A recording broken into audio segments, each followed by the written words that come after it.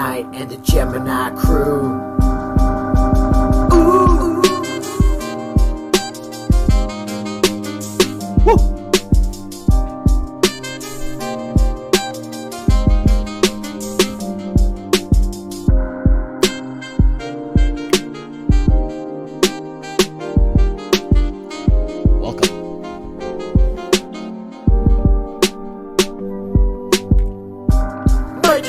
Night, you're here with Mike in the night.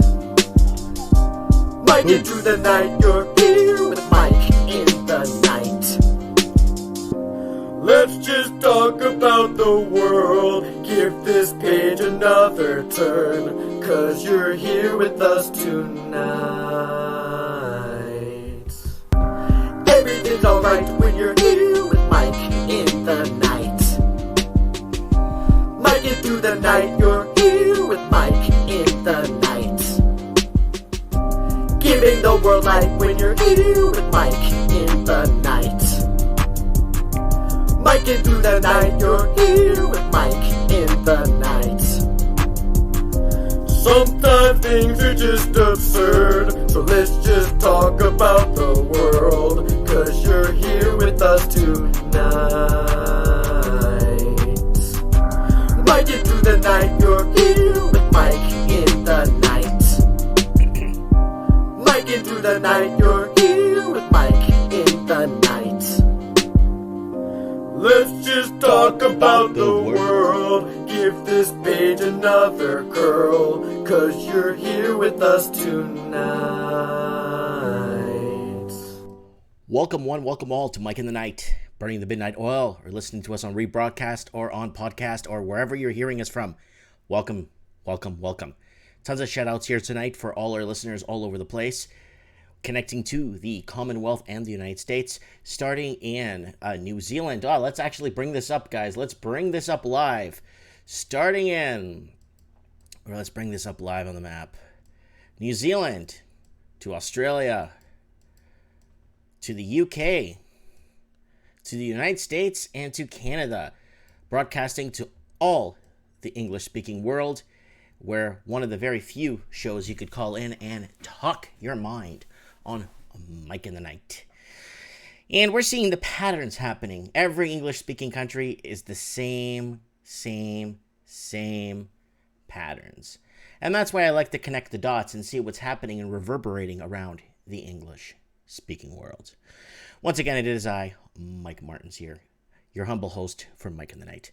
I want to thank Eugene for his email from Sacramento, California, saying that things are getting hectic down there. He listens to Mike in the Night in his room with his window open, enjoying the warm breeze. Linda from San Diego, also in California, saying, watch you, listen to you, do cleaning at night at the UCLA campus, third campus or second campus, listening live on YouTube. Linda from San Diego. Anyways, guys, what do we got going on? We got lots. Let's do this. James West is asking if I'm running the Vancouver Marathon tomorrow. I don't think I could even run to my store, and it's like 2 kilometers from here, so I ain't running no marathon tomorrow. I wish I could. All right.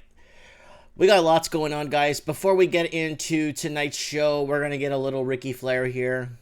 Woo! To help spice up the night. Woo! And a little message to our members of Antifa. You keep your mouth shut, fat boy. All right. Shout-outs to Antifa. You keep your mouth shut, fat boy. All right, let's move on. Guys, let's go over some channel news. Guys, I want to thank everybody.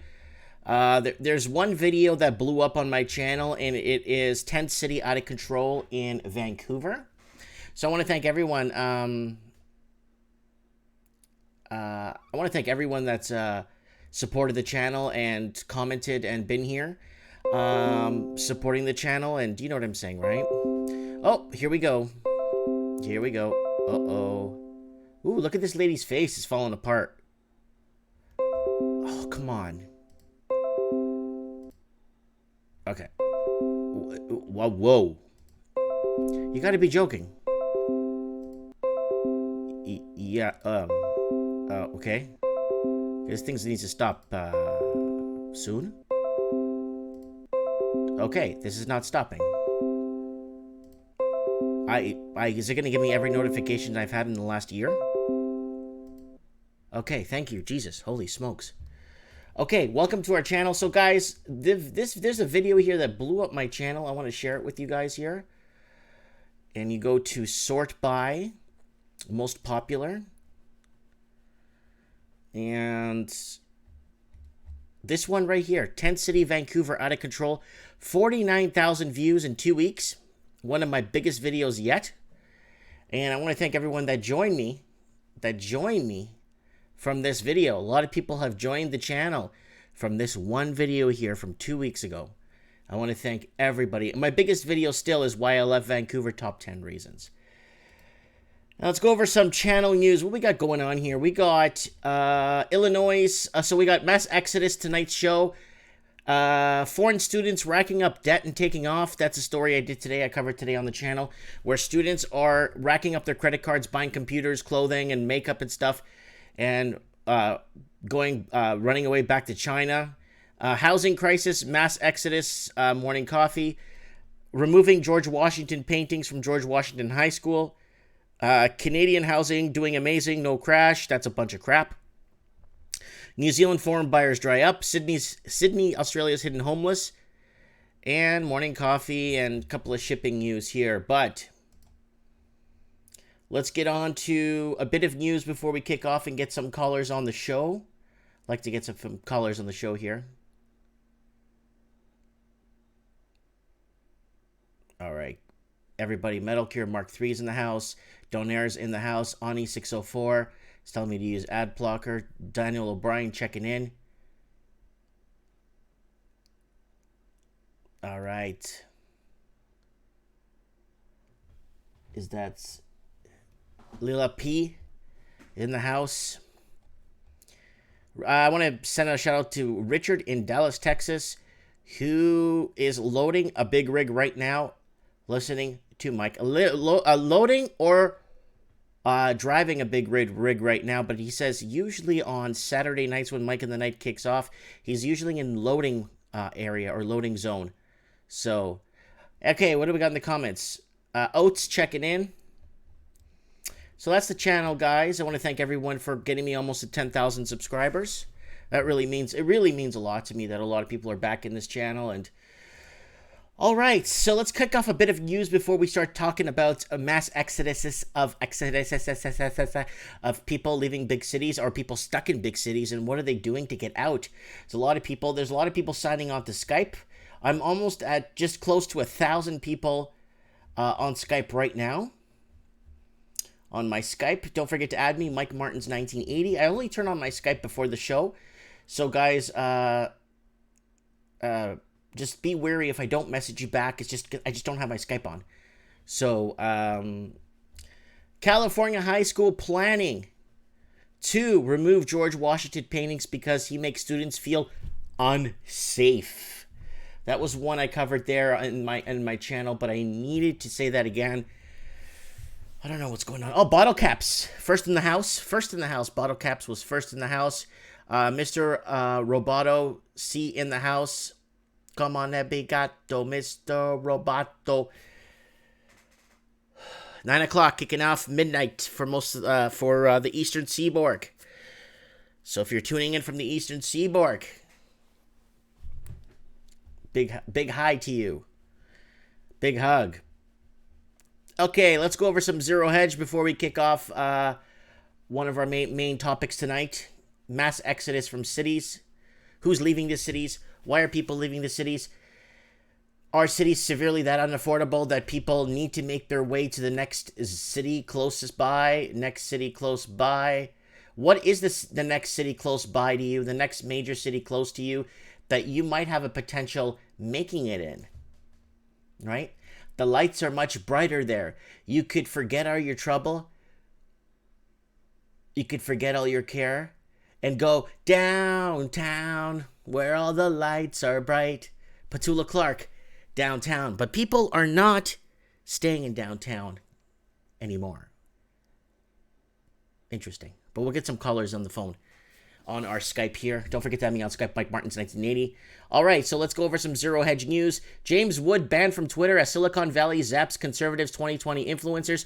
Guys, Facebook is becoming more now of YouTube. Everything's becoming more now. If you're conservative and you believe in conservative values, well, you're not allowed to voice your opinion, and nobody cares what you have to say, and you don't exist. Facebook is becoming more of a private. It is a private corporation, but if it's going to be a private corporation, then it must be regulated somehow by a regulation if they want to disallow and allow people to be in their club.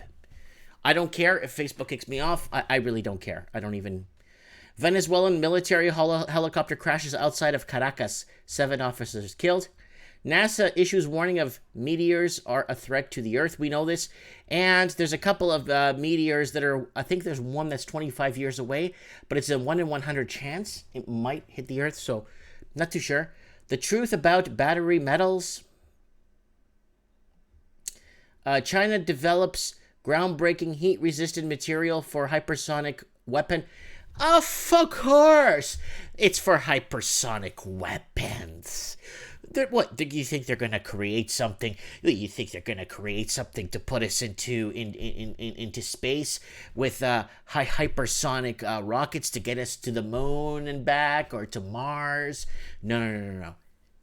Weapons of defense and destruction. Yeah. Woo! Hold on, guys. My mouth's dry, man. I got my window open there, full blast. I might have to open this one here beside me. So, yeah, they could be creating a longer lasting light bulb. They could be inventing all kinds of stuff to help humanity and make life better. But we stopped at the cell phone. And once we hit the cell phone, everything was good at the cell phone. We don't need to progress more than the cell phone. That's good enough. It's keeping them occupied. It's keeping their brains full of crap.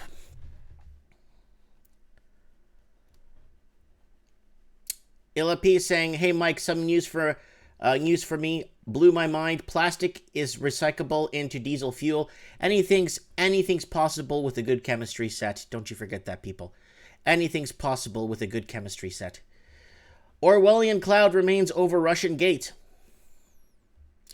Yeah, I'm not even going to go there. Motley Fool, Canada issues rare double down buy alert. Ooh. SpaceX finally confirms astronaut capsule destroyed from April 20 explosion. Why your gasoline won't take us as far as it used to. Robots taking over, miserable job of unloading trucks and e-commercial margins slide. Life-threatening risks prompt FDA to order black box warning labels for Ambien and other sleep aids. Oof. Boon times for auction houses in America. Farmers go bankrupt. That's scary, guys. We might have to do farmer produce farming bankruptcies, agriculture bankruptcies. Really sad that James Wood gets banned from Twitter. I mean, if they're going to do this, one solution to this, I think, is for them to crank the tax. Oh, you want to ban him from Twitter? Okay. Crank the tax. Oh, any revenue made through a private corporation that was once open to the public now pays this much tax. Oh, we're going to move to South Africa. Okay, then we will separate, just like Russia's doing right now. Russia's separating and keeping their internet local. They're not outsourcing Russia. Russia's not outsourcing to the world. So what's going to happen is America could do that and kick out all the big mainstream social media. All the social media that's going to start kicking and being treating people like crap for voicing an opinion or for having an opinion on wealth creation or maybe they shouldn't do that to that school, or maybe they should not take down that monument. And then what? They shut them down for that? Anyways, we got lots of people in the house here. They already have longer lasting light bulbs. Yeah, I know. There's one in the U.S. that's been burning for decades nonstop. Yes, I know. The Edison bulb, one of those Edison bulbs are still burning. Okay, guys. Time for mass exodusization. Living in Californication.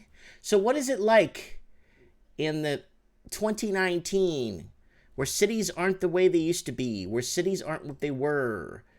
So more people are moving to Oregon than leaving. So what's happening is, who's moving to Oregon? Californians. Oh yeah. Lots of articles here. Why people are leaving North California and moving to Arizona. Yep. We'll get into some of this a little bit later. California's population growth is the slowest in recorded history. Douglas Todd, Aboriginals and whites leaving Metro Vancouver. Thousands of people are fleeing Sydney each month as the city becomes unlivable. Sydney is over. From glittering world city to a sad and chaotic wasteland. What went wrong? Oh, what is this for the Globe and Mail? Goodbye, Toronto. Hello, your mother. Goodbye. Young professionals leaving Vancouver over high cost of Vancouver. Millennials ditching big smoke for the regions. This is from New Zealand. Saying goodbye to the big city, the fluctuating fortunes of the regions. Why we are leaving Auckland. London population, why so many people leave UK's capital. South to north, when asked people why are they leaving London. They're leaving London, these people are going away. All right, let's keep going. So people are leaving all the so for English-speaking world, Woo! we got people leaving the English-speaking world. So let me give you a little bit of insight here. This Douglas Todd article, whites and Aboriginals leaving Vancouver. So they're leaving here, and they're moving up here to Kelowna, Penticton, Kamloops. I'm here in Merritt, in the middle of nowhere. It's not even on a map. And people are leaving up to Kamloops, Salmon Arm, Kelowna, as far as Vernon, all kinds of Vernon. I know it's Vernon, but I call it Vernon. This is all become uninhabitable, unaffordable. Now here in Seattle, and all the way from the border, from Bellingham, once Vancouver put on the foreign buyers tax, everybody, all the foreign investors went down to Washington. They bought out Bellingham. Bellingham prices and Linden and Sumas and Blaine, Washington went through the roof. Seattle went through the roof. And Portland started tipping at 407,000. So people were heading east from Portland and north to Washington State. And you get down to California.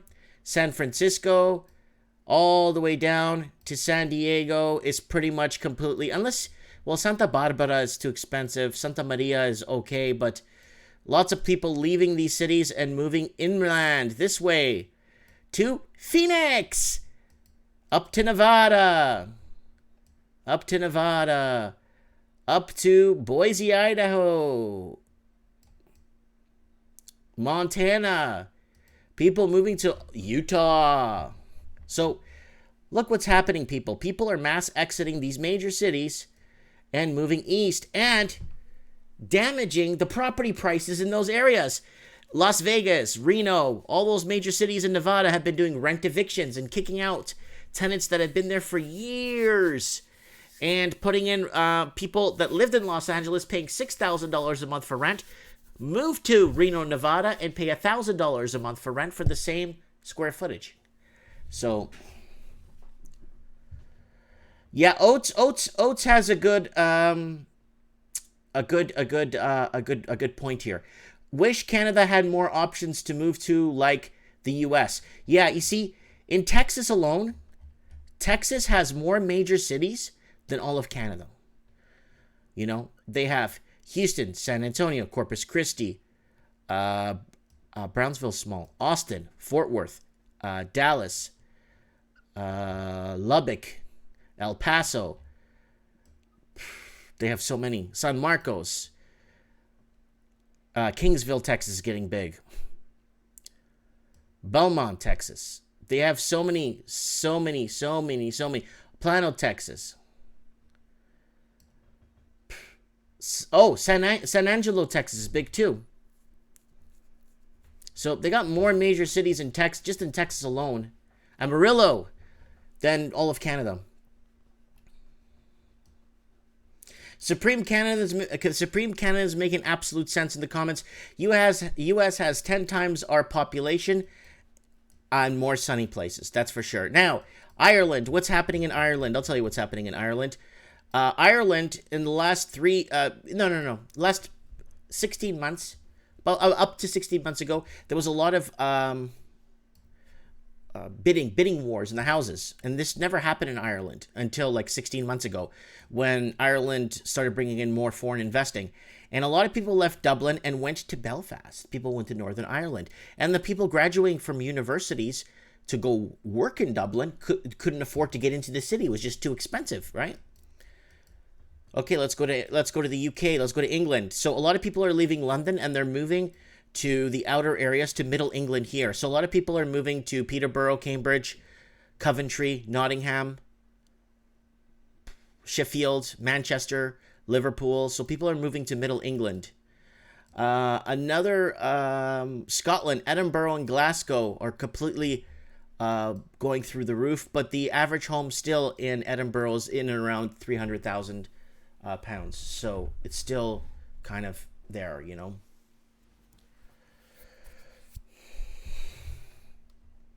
Okay, we got Living the Dream in the comments saying, it will be nice if big corporation, therefore jobs, decide to settle out of major unaffordable cities. I spoke to a couple of big employers down in Vancouver that were telling me that they are looking to go to places like Merritt and outside of Kamloops, outside of Princeton's looking good. Princeton, BC, nice and small, 3,000 population. You bring in the people that come in to work the jobs. If not, you hire locals. You know what I'm saying? So, oh yeah, Toronto. Let's go back to Toronto. Sorry, let's go back across the bay here, across the ocean. Toronto. Everyone's left Toronto. First, it started with everyone leaving Toronto and going to Mississauga, Oakville, Vaughan, Markham, Ajax. And then people that left later couldn't get into Oakville or Hamilton anymore, so they started going to Cambridge, Kitchener, Drayton, Caledon, Mono, Wimbledon, Uxbridge. And then those people that couldn't get in there are now going up to Cayuga, Peterborough. Peterborough's out of reach for most people now. So Tweed, Tory Hill, I'm just looking here, Gravehurst, Ontario. So there's a lot of places that people have left there. Leaf is saying Hamilton's super cheap. Yeah, it's cheaper, obviously, than Toronto. But it's still, for young families, it's still tough. It's still a tough city to get something good in, you know what I'm saying? Okay, we got Moby saying now they're going northwest, northeast, and north. So I got Emma saying, Leaf, Hamilton is not very cheap. Then, I know it looks like Detroit. I know it does. But this is Canada, where you want to get a paint job on your car, 17 grand here. You go down to Portland, Oregon. Hey, man, I say, I'll paint your car, I say, $900, I say. All right, and I'll put a good clear on it, all right? But you could done that. You could do it in Canada. 17 grand.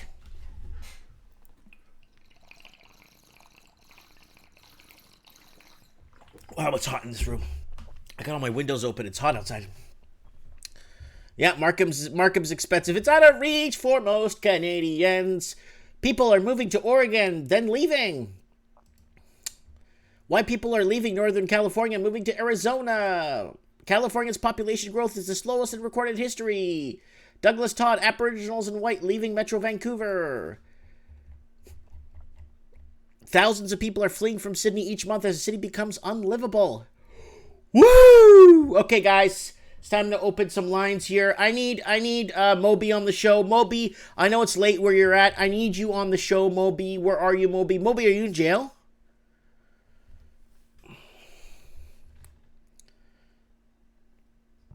James Eldbridge is saying, when you move out of the outer suburb for cost of living, you have to commute into the city. How long should you commute? What is the limit? 1 to 2 hours? Oh, no, I'm talking about starting over. I came here, I opened a business, I started over, started from scratch, took my time. I gotta call this guy.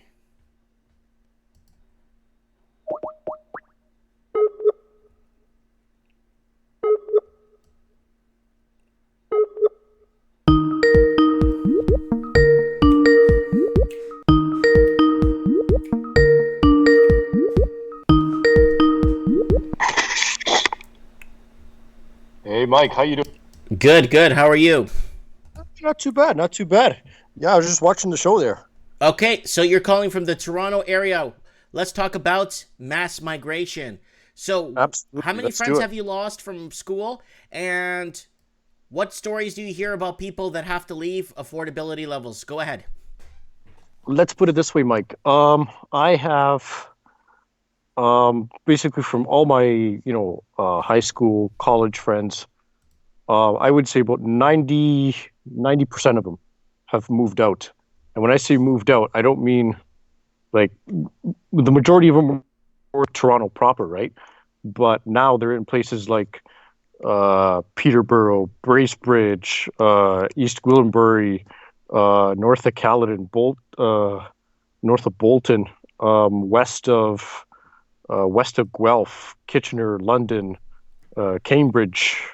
Yeah, so we're talking way out, like even outside of your traditional 905. You're talking about going into like the 705, 519 region, Wow.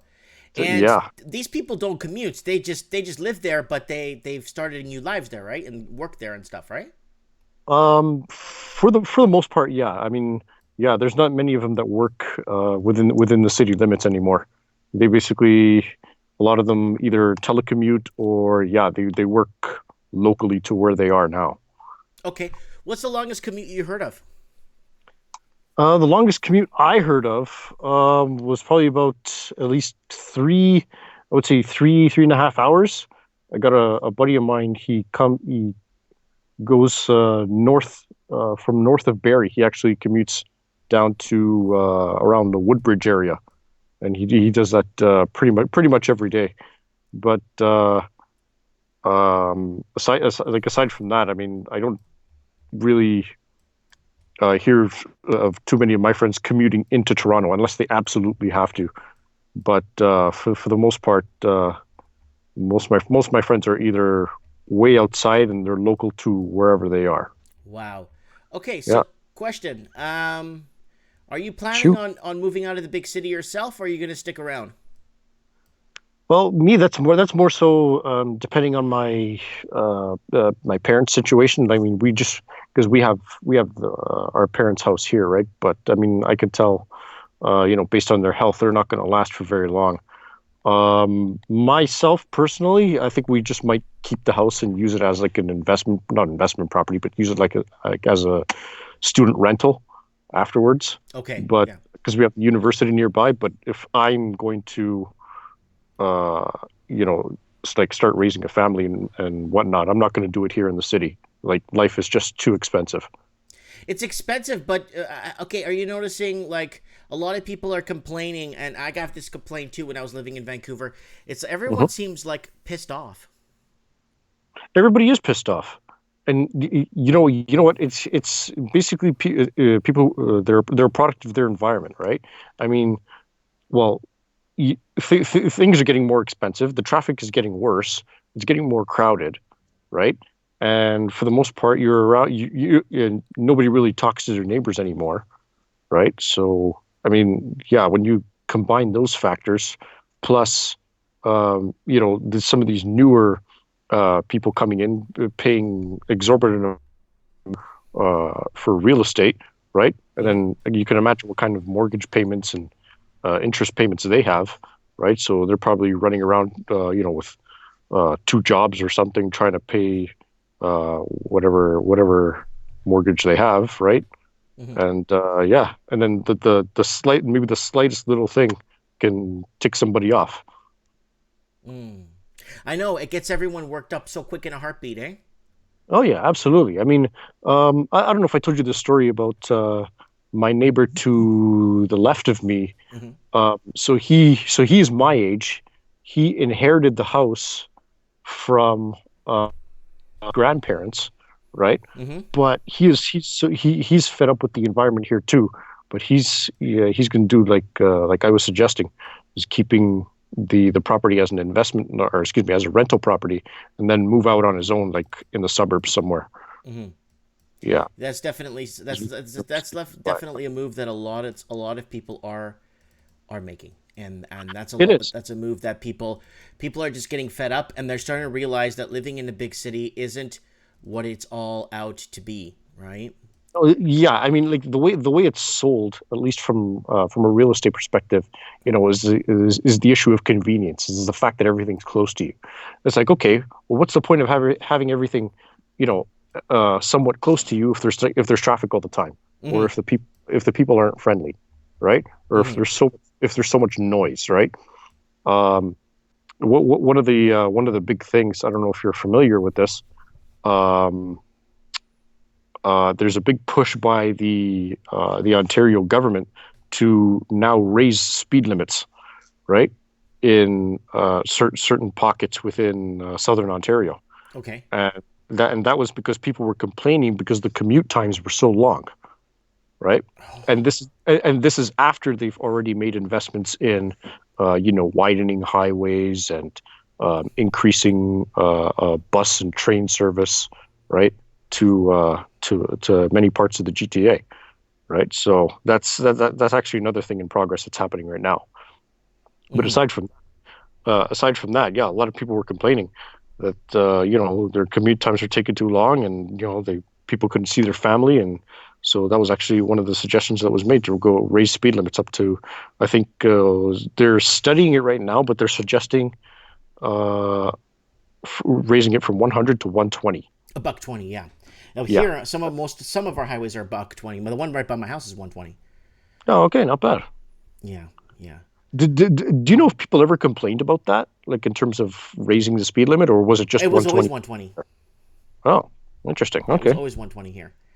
Ah, So good. yeah, so that's what I wanted to know, Moby. That's what I wanted to know. Mass exodus from cities. Now, one last question, okay? Shoot. How are these cities going to flip their budget when there's nobody in them paying taxes? Ooh, let's I've asked you just this say every time you come on. yes. Let's just say they're going to get creative. They're going to get creative in the way they raise revenue. The thing is, like, and the thing I find interesting is they're not going to look at ways that they can reduce their cost of doing business. Oh, of They're, course, they're going to have they're, the CMTTLA, the CM4416, the yeah, TT1. It's exactly. a bunch of taxpayers' waste of money. Exactly. Like, take your pick of it's like. Put it this way, Mike.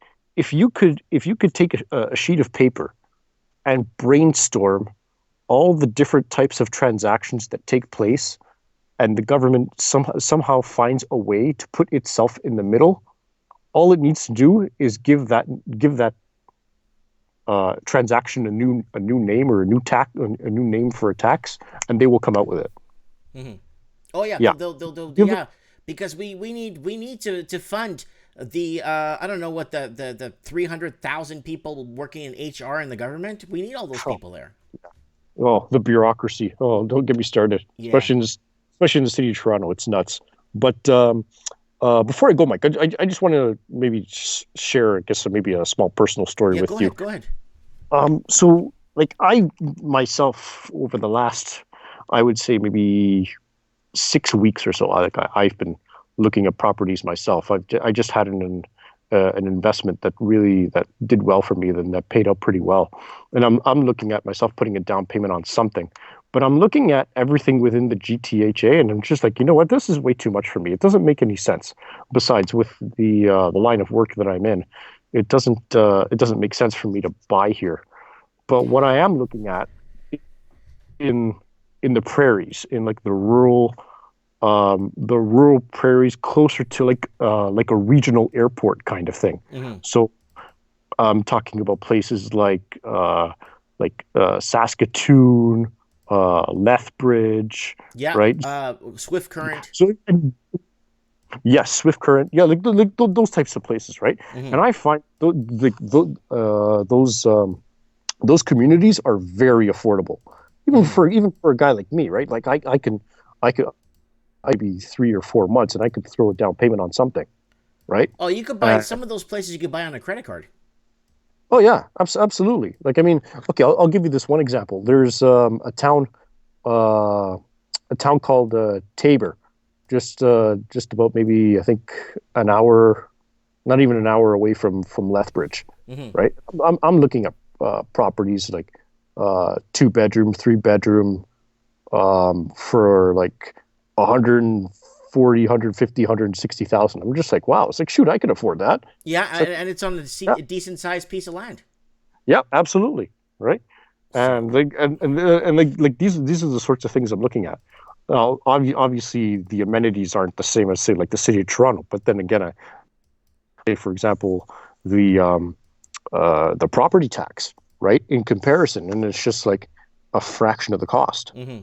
right? So like as and I don't know how many people my age are looking at some sort of a property like, Lots of or people your age are looking. yeah. Like I'm looking here on maps here on Queen Street. Look, shut down, Yeah, for rent, for lease, for rent. yeah, And this is on Google Maps. For rent, lease, shut down. There's the KFC. yes. You know what I'm talking about, right? I know exactly what you're talking Yeah, about. and Yes, everything's for lease there. yeah. Oh, okay. So, okay. So, what's been happening down there? So, the major arteries in downtown Toronto: Queen Street, King Street, Yonge Street. I don't know about College, but basically, everything south of is south of Queen has gone up astronomically in terms of property taxes. Now, I know that the local councillor down there has been working very, very hard to put up as many condo towers as possible. In fact, the local councillor herself, her name is Kristen Wong Tam. She herself owns about 28 different condo units, and Oh, well, Christy Wong. Kristen Wong Tam. Oh yeah, That's yeah. her name. Yeah. So she's Kind of so reminds kind of reminds me she, of a she, New she Zealand herself is a politician. realtor. They all own property. Oh yeah, right. And they, in fact, her district in particular has the most condo towers in all of the city Yeah. when you compare them to the other districts, right? But I digress. My point being that they've been working very hard to try to change the landscape and increasing the property taxes so much that the businesses can't afford them anymore. That's right. Right? So they're just going out of business. And what do? And the developer comes in with an application, and boom, they get their seal of approval from the city. Pay whatever fees they got to pay, and then they try to get the investors in. Yeah. But I noticed that it's been slowing down significantly, quite a bit. Right? I mean, don't get me wrong. Like they still have, their cranes in the sky. Right? Well, obviously, we have the most cranes in the sky in any city. But the point is, those condos that were under construction were based on sales or deals that were done 2, 3, 4 years ago. Mm-hmm. Right? So yeah, I mean, and then people are looking at that and they're like, I can't afford like a $6 condo in downtown Toronto, even though everything is right close to me. So they're just like screw it. I'm not going to put up with the headache. Boom. And then they leave the city. Yep, and that's what's been happening. Okay, Moby, I want to thank you for coming on. We'll have you on trends in the housing market. Absolutely. Thanks for having me on, Mike. Have a good night, brother. You too. Take care. That's Moby from Toronto area, in the Toronto area. I want to thank him for coming on the show and contributing to the show on a regular basis. So we got Demise Music and Entertainment, who's in downtown Chicago. Let me give him a call here. Let's see if he picks up. Yo, Demise, pick up the phone, dude. I know you're watching.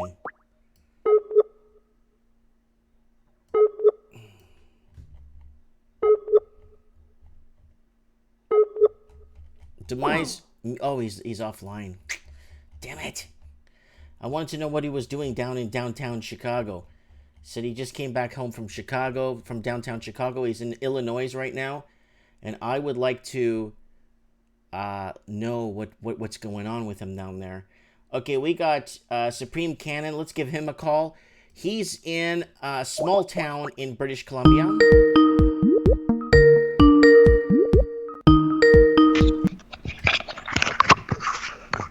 Hello, Mike. Hey, Supreme, what's up, brother? Not much, buddy. How about you? Oh, you know how it is. You win some, you lose some.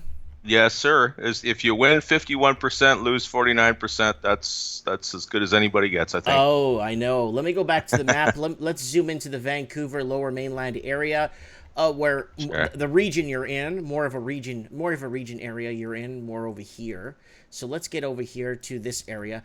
Okay, so would you move to Vancouver if someone told you that you could have an opportunity, like, I don't know. Would you move to Vancouver? I'd never say never. Okay. But, would you move there to try and find opportunity? Well, if there was an identifiable opportunity and I knew that I would come ahead by taking it and it wasn't going to be a 4 or 5 hour commute every day, yeah, I'd look at it. Okay, so big cities. Why would you not want to live in a big city? Congestion, the taxes. I don't think there's a lot of crime per se. Like most of the cities are pretty chill. Obviously, if you're looking at, the East Vancouver or you're looking at the center of, some major U.S. cities like the Section 8 parts, they're all war zones. You don't go there anyway, right? Right. I probably wouldn't wind up in like downtown Vancouver. I'd probably wind up out in Chilliwack or Aldergrove or somewhere like that, as long as there was an opportunity. Right. But there are no-go zones for you. So you live in a small town, just like myself. You visited me in Merritt a few times. You bet. Now, tell the people. Like, a lot of people think I'm just, like, out here struggling and, tell people, how am I doing out here? You've seen me many times. How am I doing? You're doing great. You got a 10-minute commute, 15 if you include your morning stop to Tim Hortons. You've got all of the amenities of a large city. You've got a Walmart. You've got a warehouse club. You've got a Canadian Tire. You've got all the things that you need for your daily life.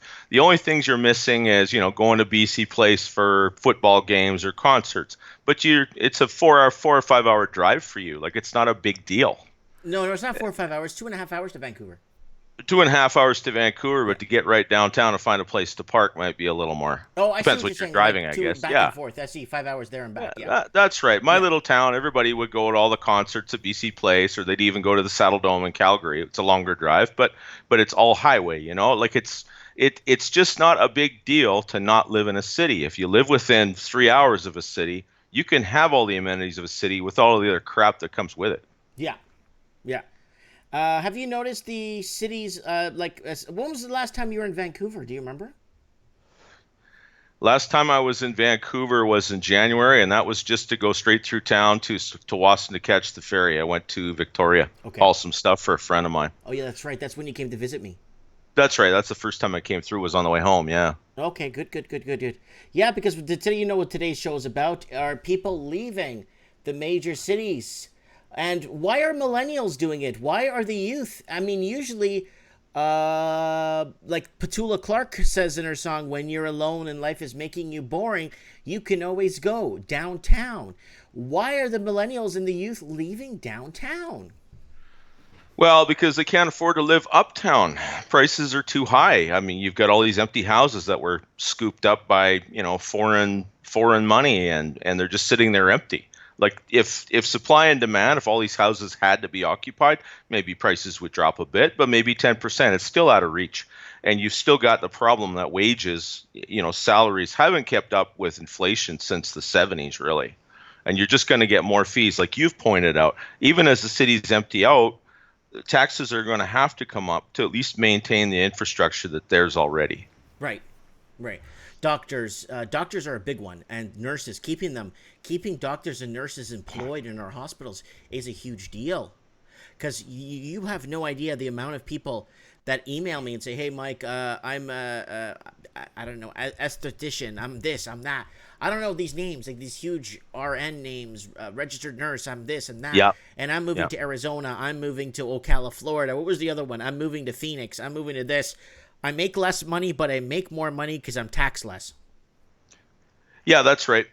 The thing is people think in terms of the lifestyle in that place, and they don't do the calculation of what are they going to have left over to prepare for their future. Most people that moved, I mean, suburbs basically came into being after World War II. That's right. So that you could work in the big town and make the big town wages, and then you had a reasonable commute to an area where housing and everything else was cheaper.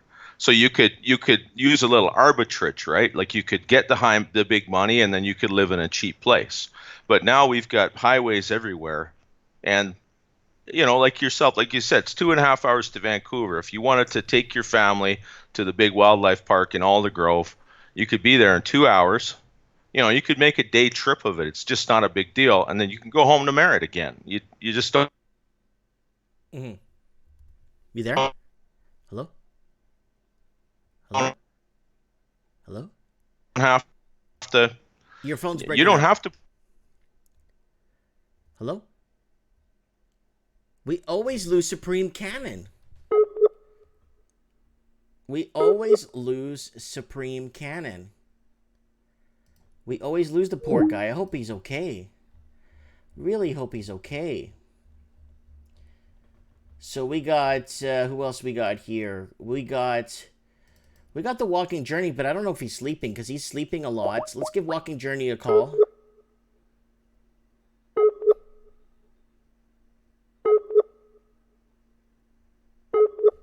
I really, really, really want to speak to Walking Journey, because he left California and moved to Texas, and he was fed up with living in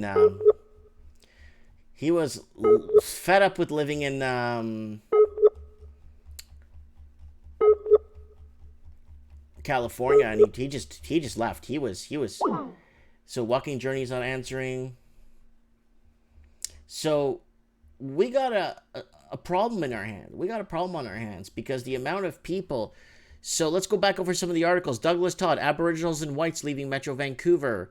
Thousands of people are fleeing Sydney each month as the city becomes unlivable. Let's hear from someone from Australia. Sydney is over. From glittering world city to sad and chaotic wasteland. What went wrong? Young professionals leaving Vancouver over high costs of housing. Millennials ditching big smoke for the regions. Saying goodbye to the big city, the fluctuating fortunes of the regions. Why we are leaving Auckland.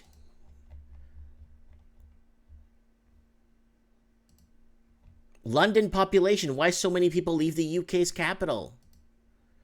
South to north, we ask young people why they're leaving London. So we got quite a few people, all these major cities in every English-speaking country is the same over and over and over and over. Every single English-speaking country is in the same situation. Let's see if we could get... Supreme Cannon looks like he's back on. Let's get some final words from him. And we could go ahead and...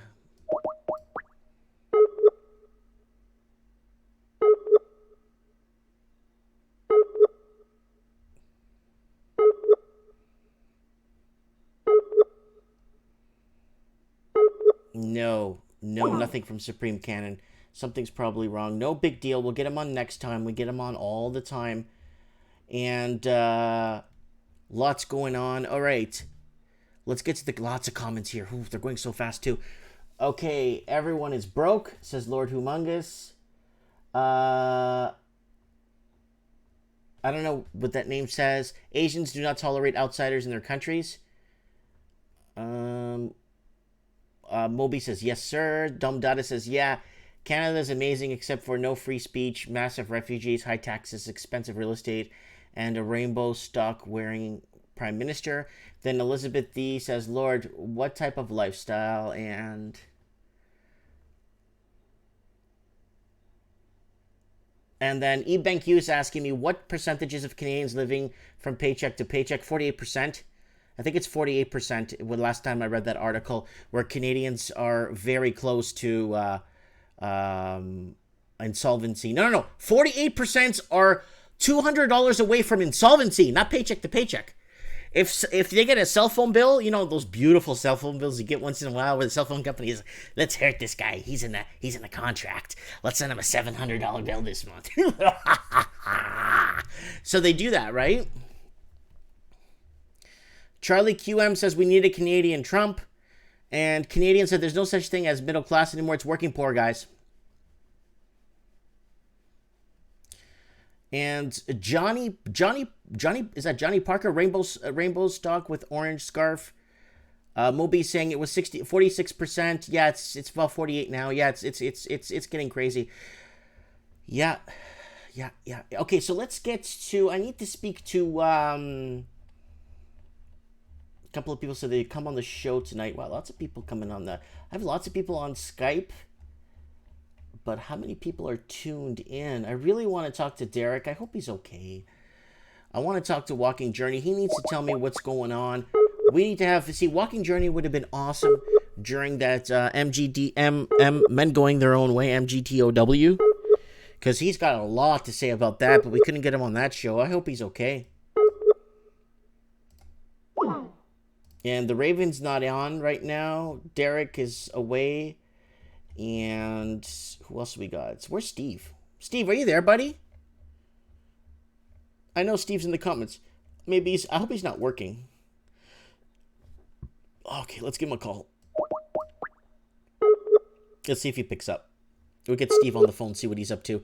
Because he's been doing a lot of repossessions and repos and people leaving the cities and stuff. People fleeing.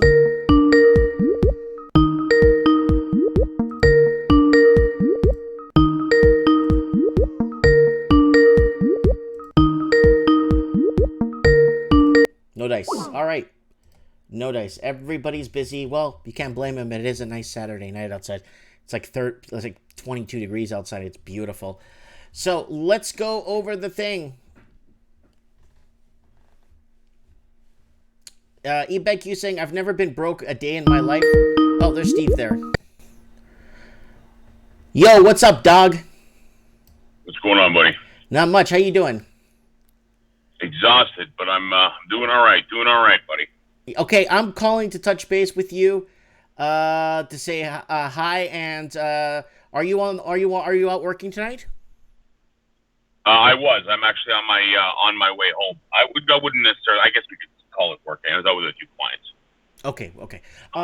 Okay. Mass exodus. Every English-speaking country, major city. The youth is leaving. Why? What do you think? What do you feel? What have you been seeing around you? Massive amounts of student debt, jobs that aren't coming to fruition, false promises. I mean, I could go on for about an hour on how, I guess, the government and the education system promise all these people these jobs once they go through and they get their degrees, so on and so forth. And it's a bunch of hogwash at the end of the day. They come out with, like I said, massive amounts of debt, no job, no income. It's nasty. And therefore they got to leave and go to higher ground and try to find some sort of a, mediocre job with their really expensive piece of toilet paper for a degree, and subsequently try to survive. That's ultimately what's happening. Mm-hmm. Have you noticed a lot of people like leaving, like the youth, hearing stories? I know you get around and hear things. Are you noticing people like picking up and leaving, like some of these article headlines I've been reading here? Well, I mean, yes, absolutely. There's a lot of people that are in Toronto and they go to Waterloo or, I guess university towns for their education. And they either don't end up coming back, or they come back for a minute, and then next thing you know, they're gone. They're back to a Kitchener or Waterloo, and they're trying to find gainful employment out there. You'd be surprised how many educated people are out there. Hold on. Someone's calling me. Hey, Rose, I'm live right now. I can't. Okay, guys, I have to have Steve talk for a bit. I gotta open the door.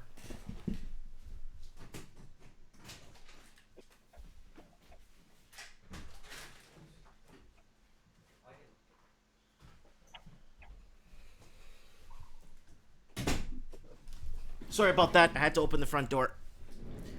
No, that's cool. Anyway, sorry about that, Steve. I had to open the front door. No, that's cool, man. Okay. All right. So, it's not good. It's not good. It's not good. I'm scared the way things are headed. But you know what? What if it's an opportunity, Steve? Think of it like this: for the smaller regions, for younger or other professionals to reach out and get to, and I don't know, recolonize. I hear you. But I mean, at the same point in time, what are they really doing? They're just spinning their wheels, and they're going to continue to spin their wheels. We don't have any manufacturing in Canada, or very little. We don't. We're basically a bunch of sitting ducks. Our entire economy's been propped up on, the housing market.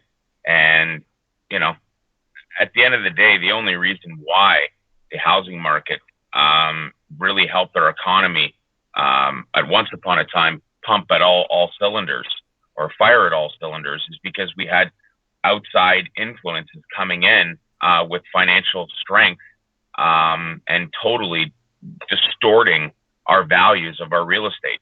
People don't realize that whole situation is gone. All that foreign money has left the building. They're trying to sell the properties right now and get out of Dodge. There's better opportunities either than Canada. They came in, they made a mess, did what they needed to do, and a lot of them are trying to just leave. And that's just not for housing either. That's also for education as well. They get their education, they rack up massive amounts of debt. And I'm not saying everyone, but they go in and they get these loans and whatnot, and next thing you know, they're gone. One thing I wanted to add, speaking of you see the article I read today on my channel about how foreign people, predominantly Chinese people, are borrowing money and then they're taking off? I didn't see that. It's right here. It's called Foreign Students Racking Up Debt Then Taking Off. They buy computers, clothing on credit cards, and on all kinds of... They accumulate mass amounts of debts in Canada when their studies are up, and they just take off and they don't pay any of their stuff off. Wow. Yeah. It was an article today. Yeah. So that's happening a lot. So we having a mass exodus of students also leaving, and leaving just mass amounts of debts behind, I guess, for the credit card companies to raise our interest rates or raise our... I don't have any credit cards, so I really don't care, right? But raising people's interest rates and raising people's, cost of borrowing, right? Absolutely. And just to add fuel to the fire, my current landlord is, in fact, a foreign buyer, and I got an offer yesterday, and it was a sight for sore eyes. He'd like to get his money and cut his losses and head back to China and be done with it. Well, he's there now, but in any event, just to give you an idea, he would be taking the offer that's put on the table. He'd be taking $1.37 million loss. That's how much of a loss he's taking? If I accepted the price, absolutely. So he's taking a $1.37 million loss. That's correct. God bless America. $1,370,000 loss. Wow. Yeah. Wow. That's huge, Steve. That's huge. Do you see a lot of Anybody people? that says, You're saying you're repossessing home. They're repossessing and getting homes ready for the bank. Are you? Is it a lot of foreign people, or is it? Who is it? Who owns these properties? A majority, their names on the mail boxes. it is a lot of foreign buyers, but it's also, if it is the Canadian proper, regrettably, it's not the A lenders. It's a lot of the private money and the B lenders that are regrettably going ahead and securing their position as first in line as the first charge, mortgage company. It's not good, and they don't factor that in. Those numbers, as soon as it's a B lender, and they're not regulated by OSFI, their numbers get lost and swept. Mm-hmm. That's the problem. And all we're going to do is it's going to camouflage itself into an abundance of real estate listings that are hitting the market in the Greater Toronto area. They're just going to blend in. It's not going to make the the 6 o'clock news or the 11 o'clock news. That's probably coming once the B lenders start fading out, and then property values continue to decline. Next thing you know, the big five banks are going to start to really ramp up in terms of securing their position. That's correct. And it looks like it's going to be huge moves happening in the property markets right now. And it's going to be very interesting how they keep this thing afloat. It's going to be really entertaining, actually, to see what pops out of the top hat, or what they're gonna sprinkle on into the stew to make it taste right. You know what I mean? Yeah, absolutely. I spoke with a mortgage broker and the other day, and he's a friend of a friend, really honest guy, and he's feeling it. Really, really feeling the downturn, and rightfully so. And I asked him, I said, put your interests aside. If you had to buy a house today, what would you buy, or where would you buy? And he says, geographical location, let's remove that from the equation. He says, I wouldn't buy anything over $500,000 or $600,000 mm-hmm. in the Greater Toronto area. He says, I just wouldn't do it. It's going to be very, very, very hard to sell in the next 5 to 7 years, maybe even longer, depending on how long the recession is. And at the same point in time, it comes down to being able to qualify. Well, we've had this. I think the recession, if it hits, it's going to go on for 16 to 22 quarters, only because we had 16 to 22 quarters of fake inflation or fake money, laundered money.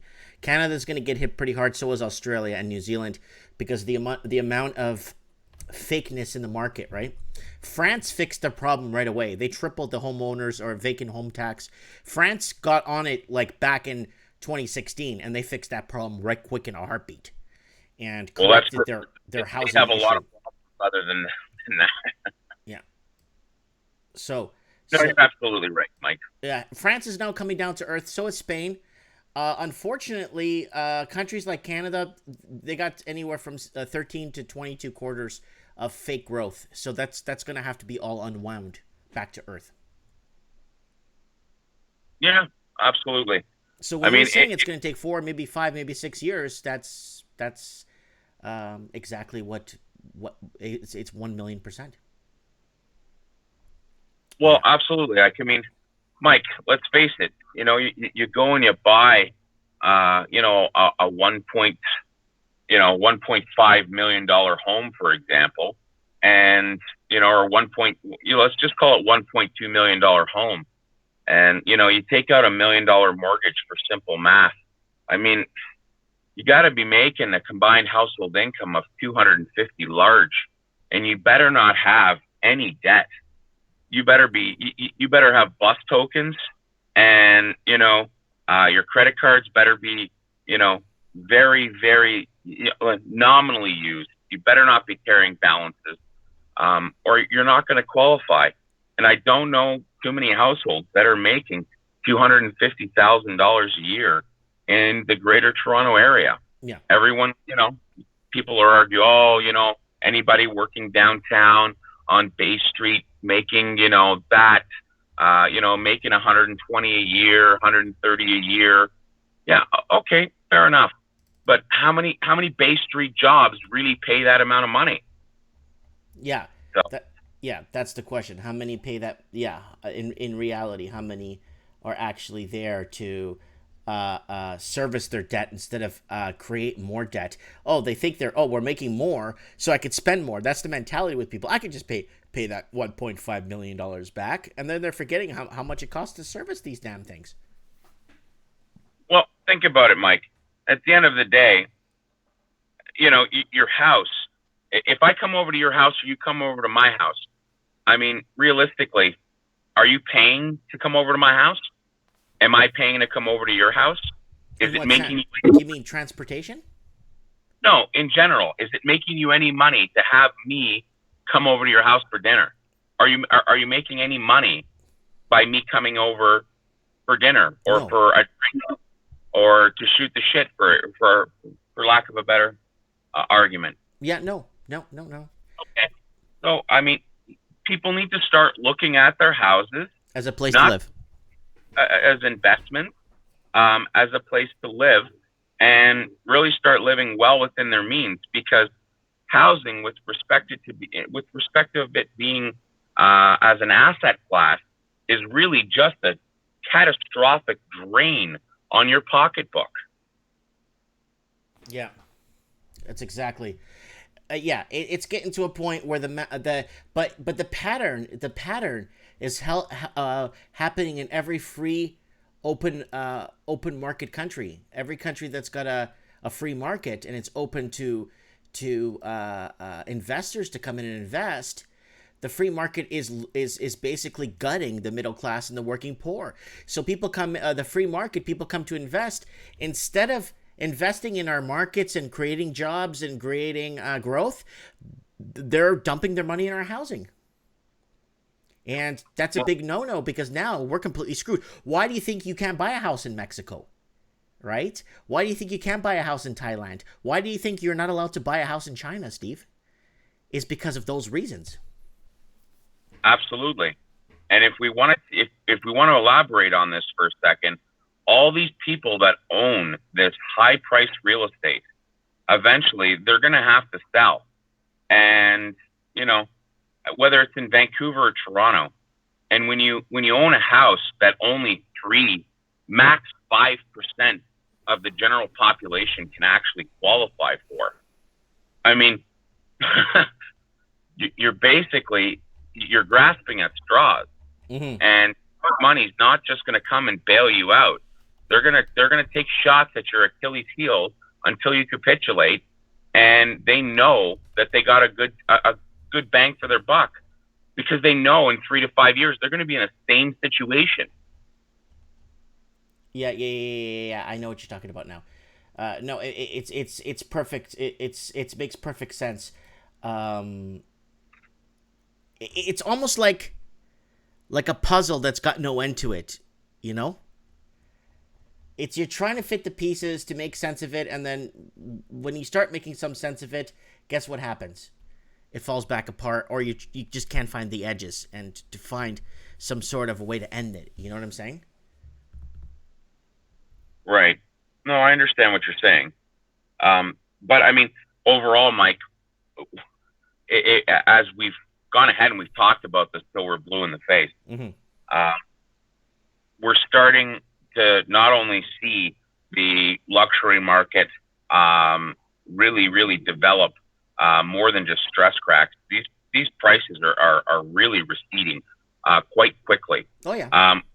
We're now starting to see the under $1 million to 800,000 starting to really drop. Well, it's like the puzzle theory. We're going to keep putting that puzzle together, but we won't see the end of it. We're not going to be seeing the end of this damn friggin' portrait we're throwing together because prices need to come down 15, 20 quarters worth of fake inflation or fake propping of assets. And you're going to start seeing $800,000 properties going down to 390, 400,000, because that's all the Canadian proper could afford, or the Australian proper could afford. I agree. That's a huge concern, because all of a sudden we're not only going to have the debt that we have right now amongst Canadians, they're also going to have compounded debt when the asset, the very same asset that they went into debt for, they not only owe that mortgage money, but they also will owe the deficiency balance on it as house prices continue to recede. So now what we're seeing is the spring market wasn't a spring market. Nope. It's probably about a month away from being over and done with. Right. And that is a good indicator or lagging indicator of what is to come for the rest of the year. That's in correct. terms of how slow real estate is. Yep. Now, that said, go ahead, Mike. Well, I like the fact that it's going to be probably one of the most interesting sites to see, Steve, because, like I said, if there's no more capital flows coming from China to prop our market, it's a tough nut to crack right now. We're in a position where if they don't raise wages for the Canadian proper and the working poor, you're going to see a lot more doctors leave us, Steve. You're going to see a lot of nurses leave us. How do we keep how do we keep these professionals? How do we keep the professionals in our borders? How do we keep the professionals from leaving Canada, Steve? What do we do? You know what, Mike? That's a good topic for another day. But if you want me to comment at it at a glance or 20,000 feet, I will. At this point, let's hope for a new government, and all signs point that we're going to get one. I'm not saying that, whoever gets into power is going to have, a Hail Mary and is, going to fix it. It's going to, in order to fix things, we need a reset. And the only thing that is keeping these professionals here is because of ultimately our government guaranteeing their employment. That is the only reason why they are here. If the government, goes ahead and stops guaranteeing that employment and layoffs happen, or I should say cutbacks, happen or occur within the healthcare sector, Irene, these people are all going to pick up and they're going to go to the U.S. They're going to go to the U.S. That's my concern, and tonight's show is all about people exodusing cities, major cities. How do we keep our professionals in our borders? What do we do when we can't fund our infrastructure? It's a big one. It's a big one, Steve. Anyway, Steve, I'm going to kick you off. I'll see you on Trends in the Housing Market. Sounds good. Good to be with you, Mike. Take Thanks, care. Bye-bye. Stevie. Bye. Cheers. And that was Steve the Plumber in the GTA, on the forefront of what's happening, in the forefront of what is actually having. And what else we got going on? I'm just trying to see who is out and around. So Steve brought up some very valid points there. Made a lot of sense.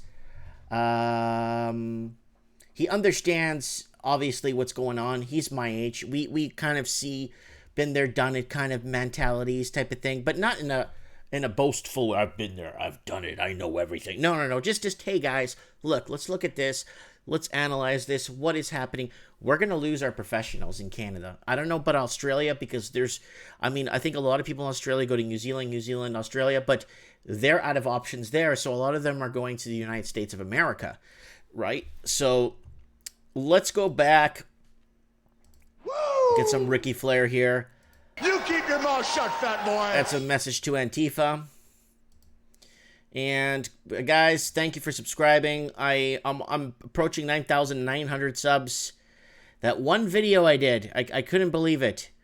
Tent City in Vancouver, Tent City out of control, just blew up my channel. I'm really happy. Woo! Okay, let's move on. So we covered Zero Hedge. So let's talk to first. So a lot of Australians have been asking me where to move in the United States. I would suggest to go on vacation first. I would suggest to go to places like Fort Myers. If you want a smaller city, maybe Spring Hill, Florida. Ocala, Florida here. I would recommend to go to pretty much Texas is pretty much open. It's pretty much like Texas. I would recommend Lawton, Texas, Monroe, Texas. No, Monroe's in Louisiana. I'm sorry. Beaumont. Austin's nice, but outside of Austin, I'm talking about like maybe along 10 here. I wouldn't go to Gonzales. I didn't like it. Kerrville. I don't think I've been to Kerrville. I've been to a lot of these cities here. Round Rock used to be nice. I'm not sure. Temple's okay. It's a growing city. Temple, Texas is growing. Not sure. Oh, wow. It's a big city now. Last time I was there. Yeah, it was a big city then. Yep. All my exes live in Texas. Oh, yeah. Good old Texas. Little towns like this. You know, local, your little local post office, your little local ice cream shop, your little local everything, you know. There it is. Temple, Texas. Oh, there's a bigger part of the city up here. Medical centers. Simple life. Simple life. So people are leaving the big cities and moving, mass exodusing to other places, other regions. That makes sense. Woo, look at the world's all warped. Whee! Look at that. I don't even know how to get this back, people. Is that Antarctica or Australia covered in snow there? Oh, it's Brazil. Oh, no, that's Antarctica there. I don't know how to get this world back, people. But, yeah, that's pretty trippy, eh? Hey, where's the land? Is it flat Earth? No. Okay. Who's a flat earther out there? Any flat earthers in the house? Someone told me to do a flat earth show, and I'm like, no, I don't think so. I would do a Bigfoot show over flat earth. Or I would do an aliens show over flat earth. But next week's show, guys, I'm thinking we should do student loan debt. People that bought into the madness to call into the show. I want some students to call in the show. All right, who do we got here? We got quite a few people on Skype. I don't know if I should bother some of these people, you know? Should I bother some of these people? I'm not sure, you know?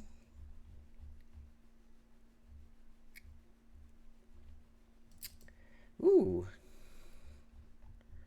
We got...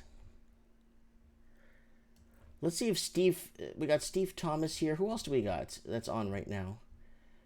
You know what? I'm just going to go call him. We're going to call Lord.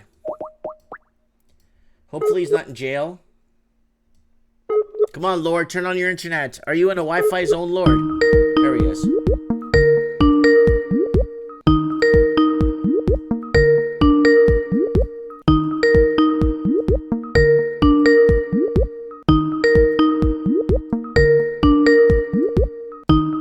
Come on, Lord, pick up the phone.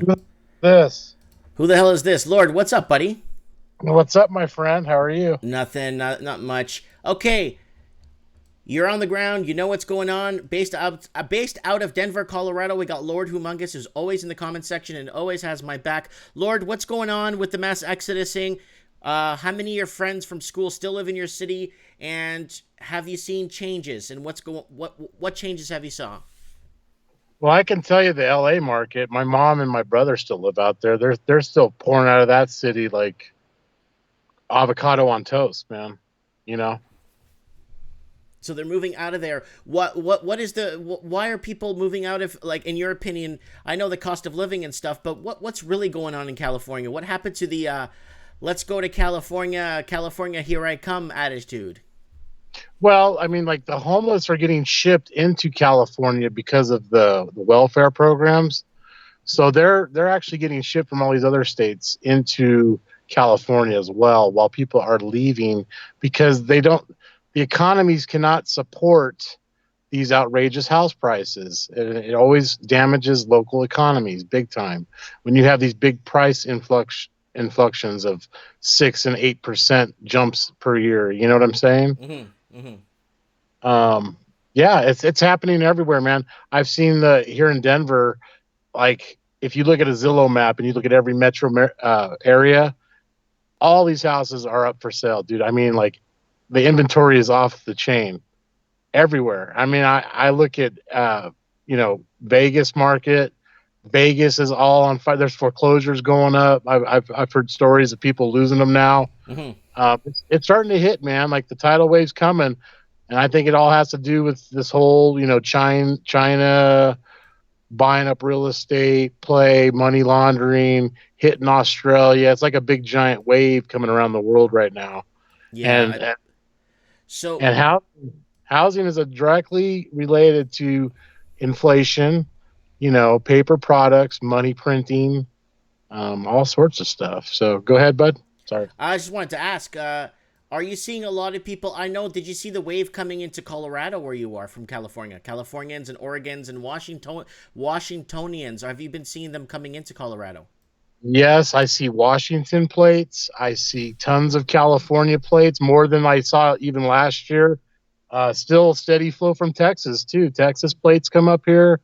A lot of them go back to Texas because here in Denver, it's more of a technological type area or healthcare. You know what I'm saying?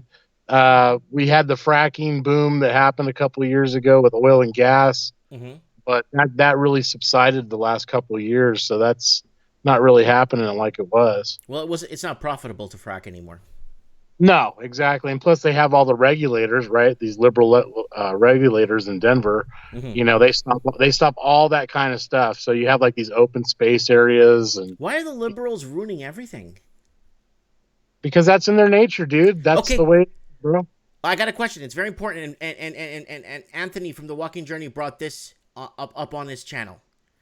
Yeah. Are they bringing their liberal ways to York City? Oh, dude, Denver and Boulder, between the two, have been liberal for a very long time. Oh. This is nothing new. And this is stuff that comes in from California, Silicon Valley, San Francisco. I mean, I'm telling you, man, they move here for that specific reason. They think it's like the old 70s where the hippies ruled, and stuff. So I think that's where you get a lot of this liberal mindset from. But like I said, I'm neither right nor left. I think they're all bought and paid for. So yes. I look at the numbers and the data, and when the data is manipulated, like on the stock market, the bond market, the metals markets have been suppressed. There's no price discovery. So how are you ever going to get a fair price on anything? If you think about it that way, Yeah. Are you south of Denver or north? I'm a little bit north. I'm about like 10, 15 minutes north of Denver. So are you close to Loveland? Yeah, I'm right below it. I'm in between Boulder and Denver. Like I'm in the Westminster, Broomfield area. Okay. So yeah. I'm just looking here on the map, just kind of your area here where you're at. Yeah, I'm actually off 116th right now in an industrial park. It's where the humongous mobile is being retrofitted at. Whoa, really? Mm-hmm. Nice. Yeah, I hooked up with a local dude, like I told you last time. He redoes the Mercedes Sprinter vans. So is that the guy I spoke to? No, that's another guy. That's my homie from Texas, man. I'm helping him out. He's going through some stuff now. So everybody, we're kind of helping each other out, man. Like today, we went and did a roof job, and it was kind of cool, But it's kind of hard for me. I can only be on my feet for so long, like for 4 hours before my neuropathy starts setting in, So well, I'm trying to make the best I can. I mean, I have some assets. I'm not really cash heavy right now. I'm into gold and silver. I've been saving that. That's like my little nest egg. All my vans paid off. My vehicles are paid off.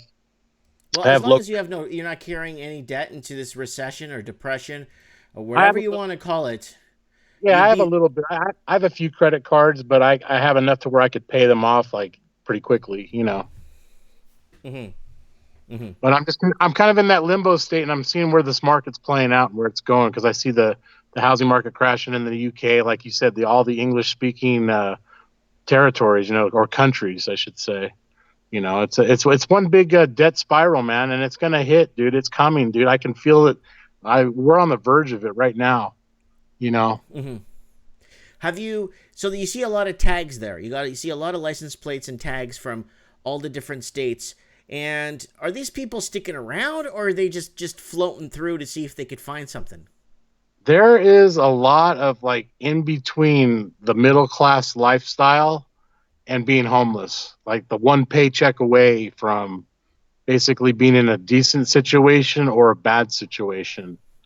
For me, I'm getting used to this van life. I mean, it's a little difficult. You know, I have to take showers at a gym, so I got a gym membership. Oh Christ, you got to work out. Yeah, so I get a good swim and a jacuzzi for my neuropathy on my legs every morning.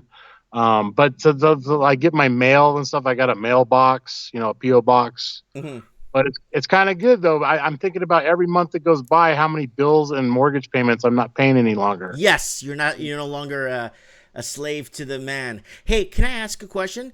Remember we talked about this before about considering maybe going south where it's a bit dry for you, like a little bit. Yeah. Yeah. Have you put any thought into that? Yeah, I'm actually looking at. I hooked up with a couple dudes from work here, and they're going to be moving down to Phoenix, Arizona, and probably by next fall. So I'm thinking about looking down there, maybe at some a cheap place or an affordable place that I could actually afford. You know, where the local economy is decent. Can I recommend something? Yeah, Tucson. Yeah, I was thinking about Tucson. I think that might be where they're going too. I also have a friend down there that he owns like a reptile farm. Okay. And it's in Apache Junction, which is right outside of Phoenix. Basically, it's like a ghost town down there too.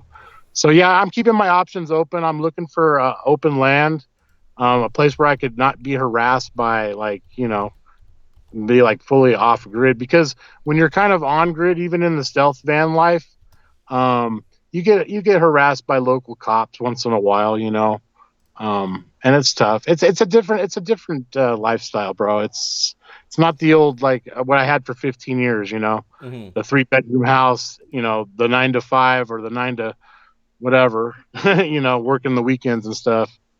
Okay, I got Zillow open and we got Tucson here. Yeah. So, I mean, you could get a condo for 25 grand. Condo sale, 25,000.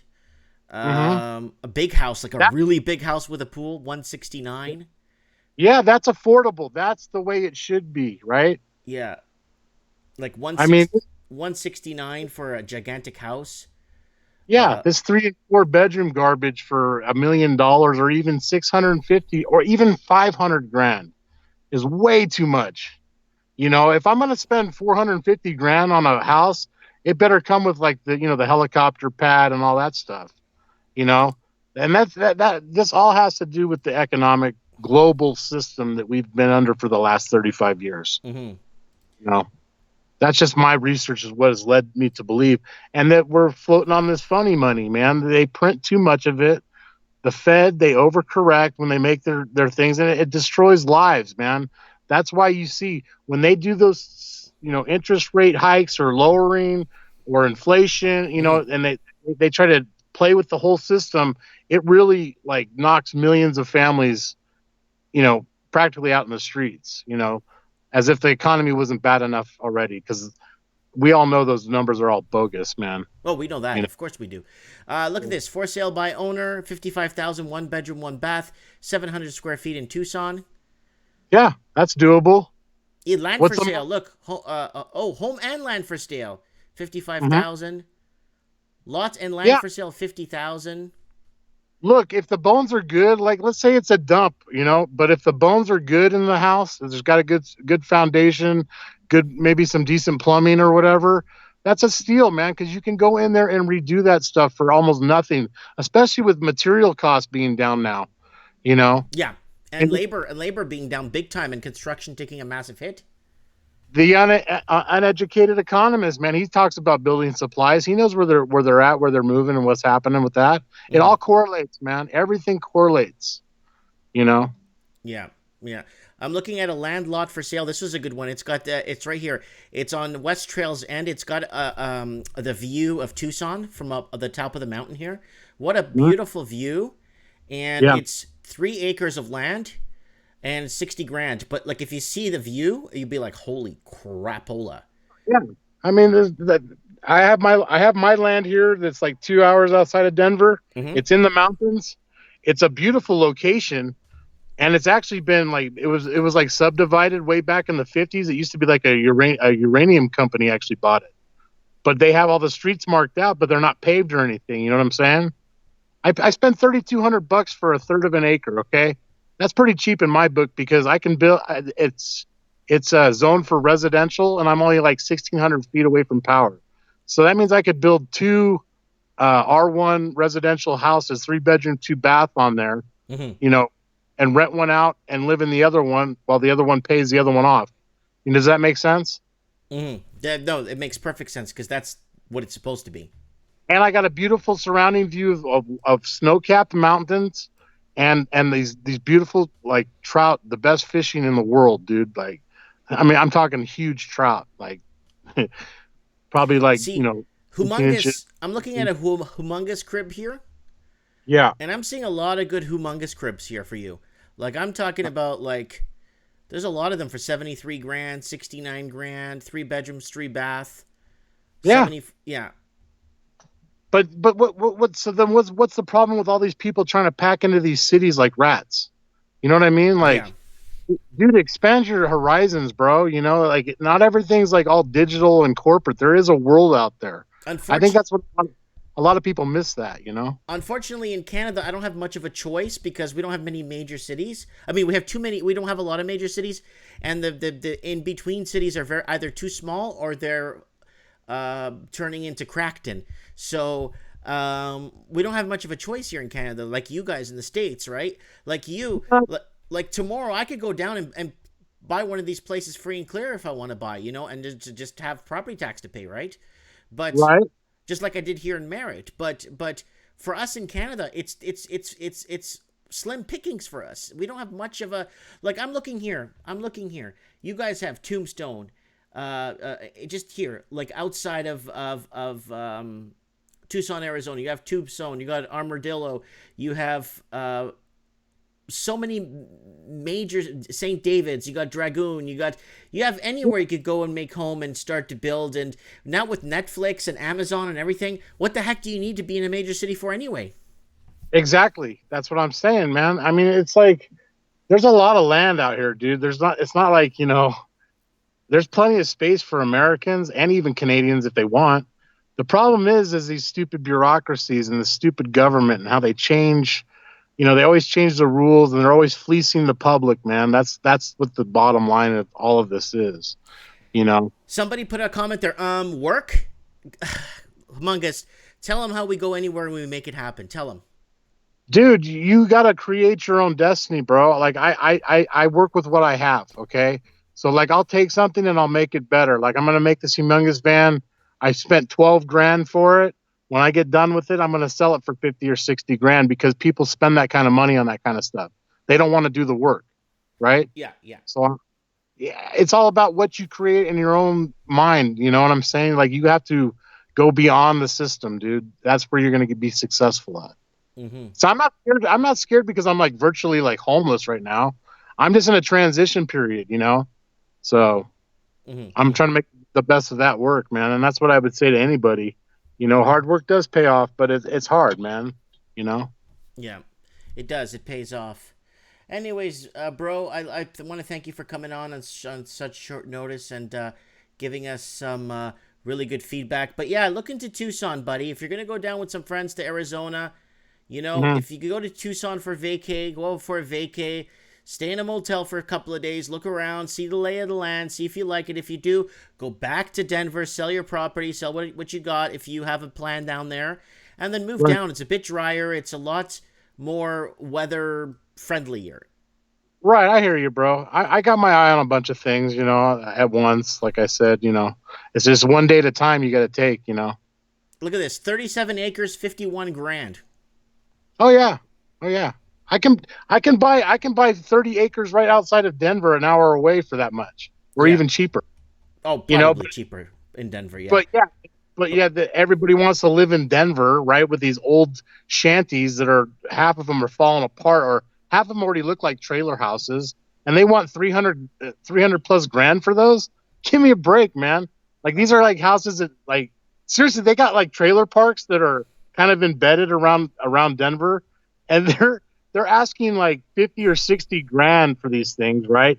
But then you have to pay like five or like $800 to $1,000 just to rent the lot that it sits on.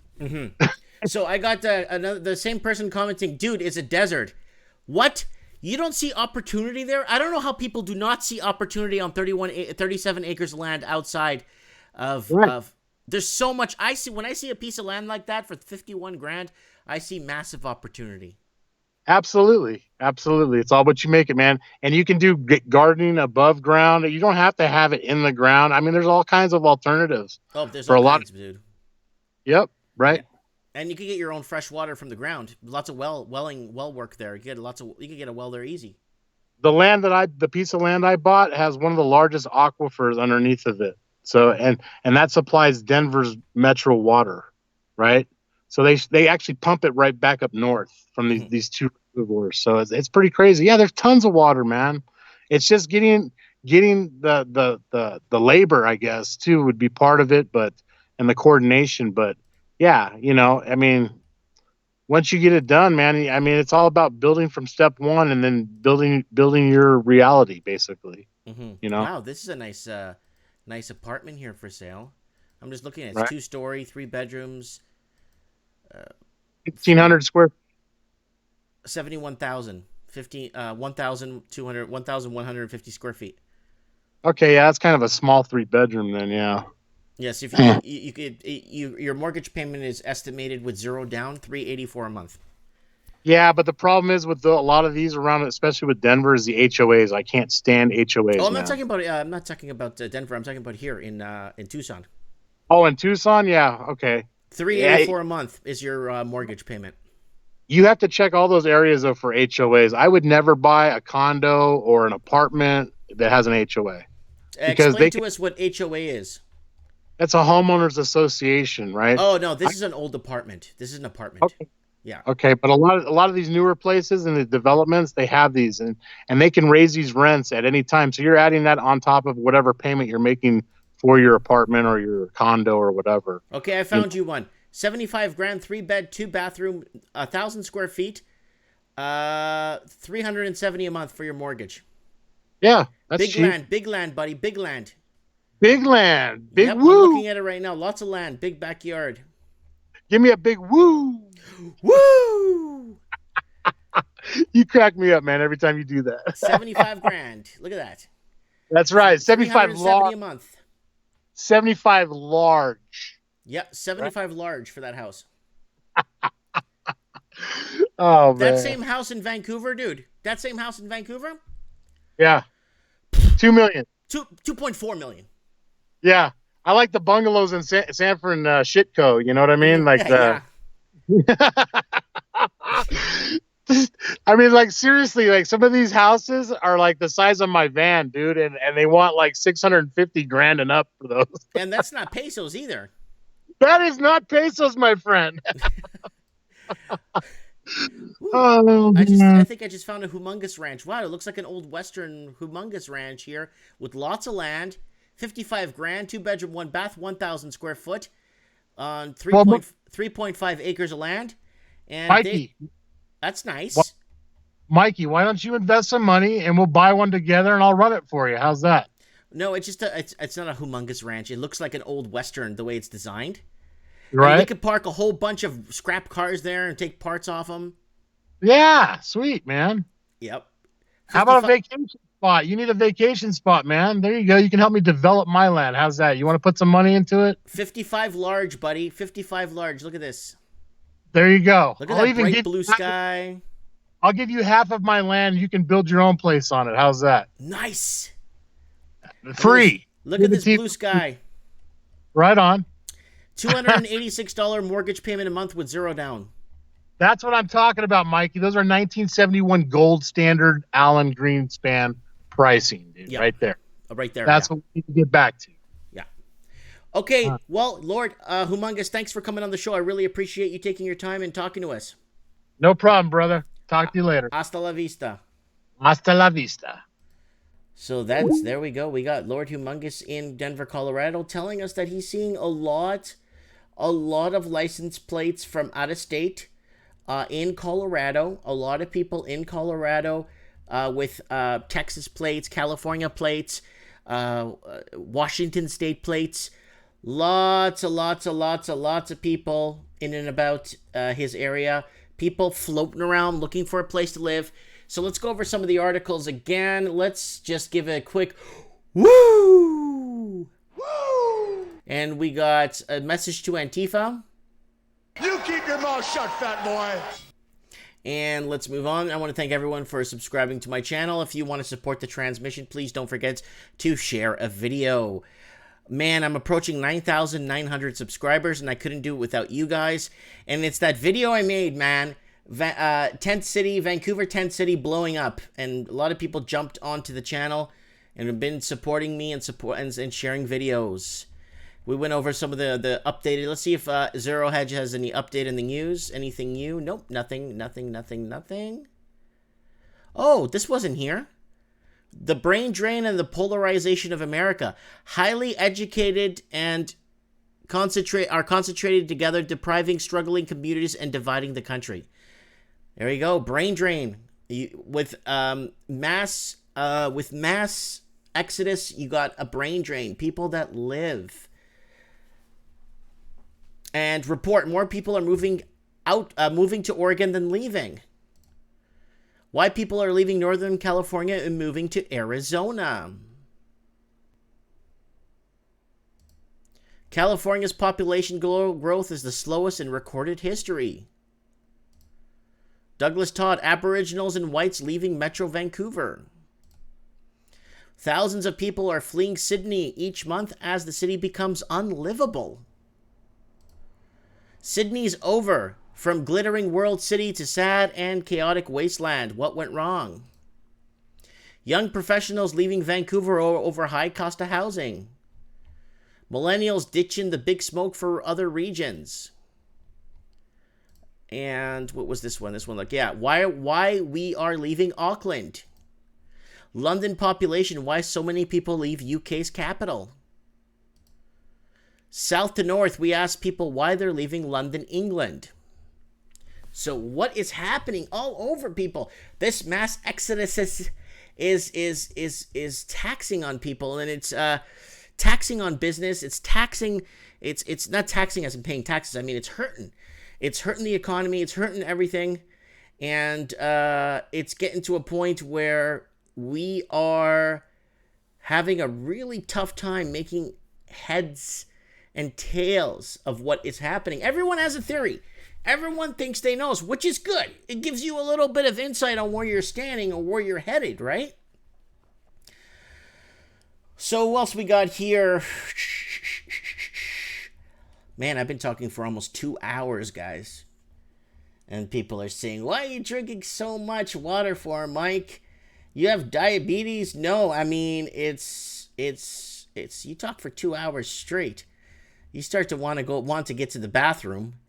And you're going to want to start to, I need to get, dude, Metal Gear Mark III, why don't you come on the show, dog? Why don't you come here, tell us what's going on, tell us how things are in your neck of the woods, what's going on.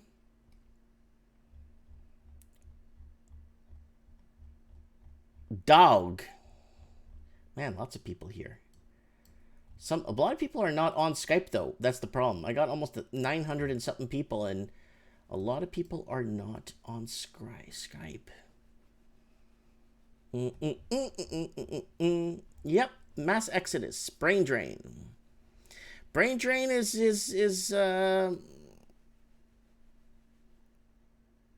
Metal is in California. Yeah, I know. I've been asking him to come on the show, Metal Gear Mark What do you watch? Call me. What do you watch? I gotta find your Skype name. Message me on Skype. What do you watch? So I know. There's just too many people on my Skype. I don't think Skype is designed to have like 1,000 people on there. I think I've reached the limit. I'm not too sure. Let's see if I could get Waddy Watch on the show here.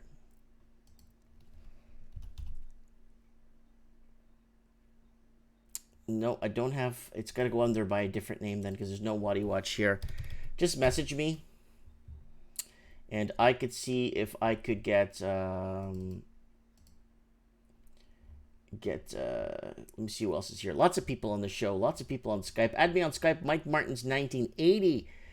Don't forget, guys, if you want to come on the show and help us with a topic here. I'm surprised the Raven's not listening to the show. He's probably going to watch it on replay. Man, the amount of it goes. I was wondering if you put this in alphabetical order or something. Wow. But yeah, we got. Someone says you can't see me, Mike. I know. I search for messages in chat.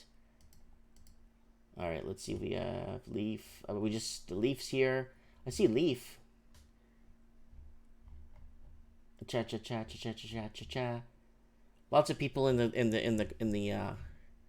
Yeah, I'm not seeing you here, bud. You're not. I'm not getting your message here. If you're messaging the right person, not sure.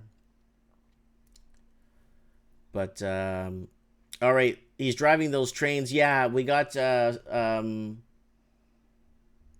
Raven messaged me a few times. Yeah, he's driving trains. He's a very, very busy man. Let's see who else I got. Let me see if Steve Thomas is in jail. See if he's okay.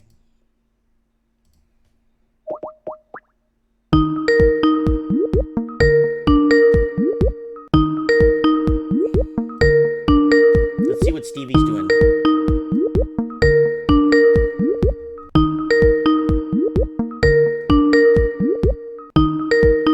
No dice.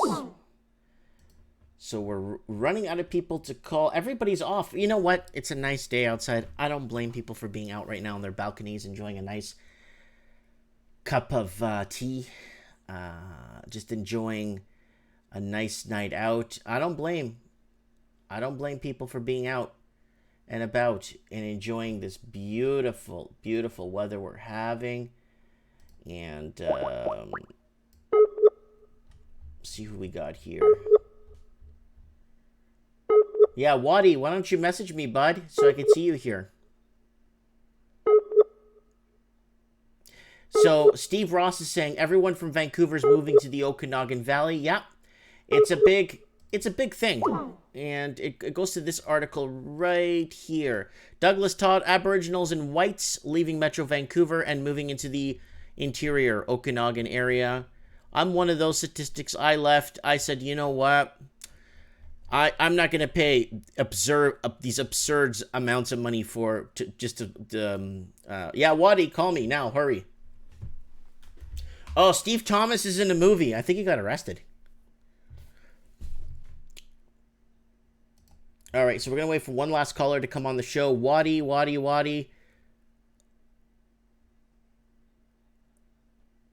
People at work are getting very moody, non-collaborative, shut off, heaps of undermining, backstabbing. And then the Pillowbox is in the comments finally. He says, I won't be going back to the West, even if real estate was zero. Oh yeah. Yeah, it's that's why I'm so isolated in a small town. You know, with the one stalker, the two grocery stores, the one hardware store, you know, the two gas stations, the two sets of lights, you know. Yeah, and then Supreme Cannon nailed it on the head, saying, no interest in corporate life at all. And yeah, he's so right about that. He's truly right about that, 1,000,000%. So we're just waiting for Waddy to message me here. And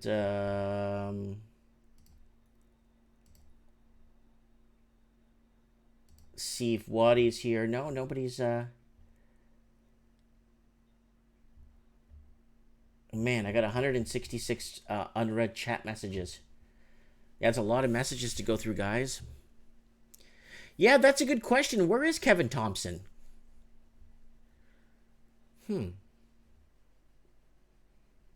Okay, Waddy Watch said he'll try next week. I've tried Walking Journey in Texas because he's the best to talk about this. He talks about this mass movement of people like coming into Texas.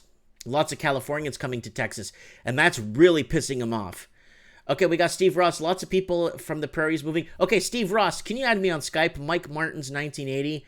Maybe you could be our last guest. He's saying lots of people moving from... where did that go? It's going too fast. Lots of people moving from the prairies, moving to Kelowna these days. Lots of jobs, opportunity, unlike 10 years ago. Yeah, of course. You make what you can of it, right? You know what I'm saying? And Anon, too, is not liking where he's at there in Australia. He's not liking the whole backstabbing, the whole bureaucracy at work and the red tape. And, you know, people are in a position where they can't say what they feel because they're just get kicked, you know, moved around or fired and stuff like that. It's you know, it's pretty tough. It's very hurting when you know, 20 years ago when someone says, "Hey man, you know, someone's harassing you at work," and you talk up and you speak up, you tell people at work what's going on, you tell your supervisor, "Oh, well, you know, he's been here longer than you. Well, I quit." And then boom, you move on to something else the next day or 2 days or whenever you feel like going back to work. Now, okay, I got to get a pillow box. I don't know where he is. Pillow box, where are you? You got something huge you want to tell me that's happening in China. So...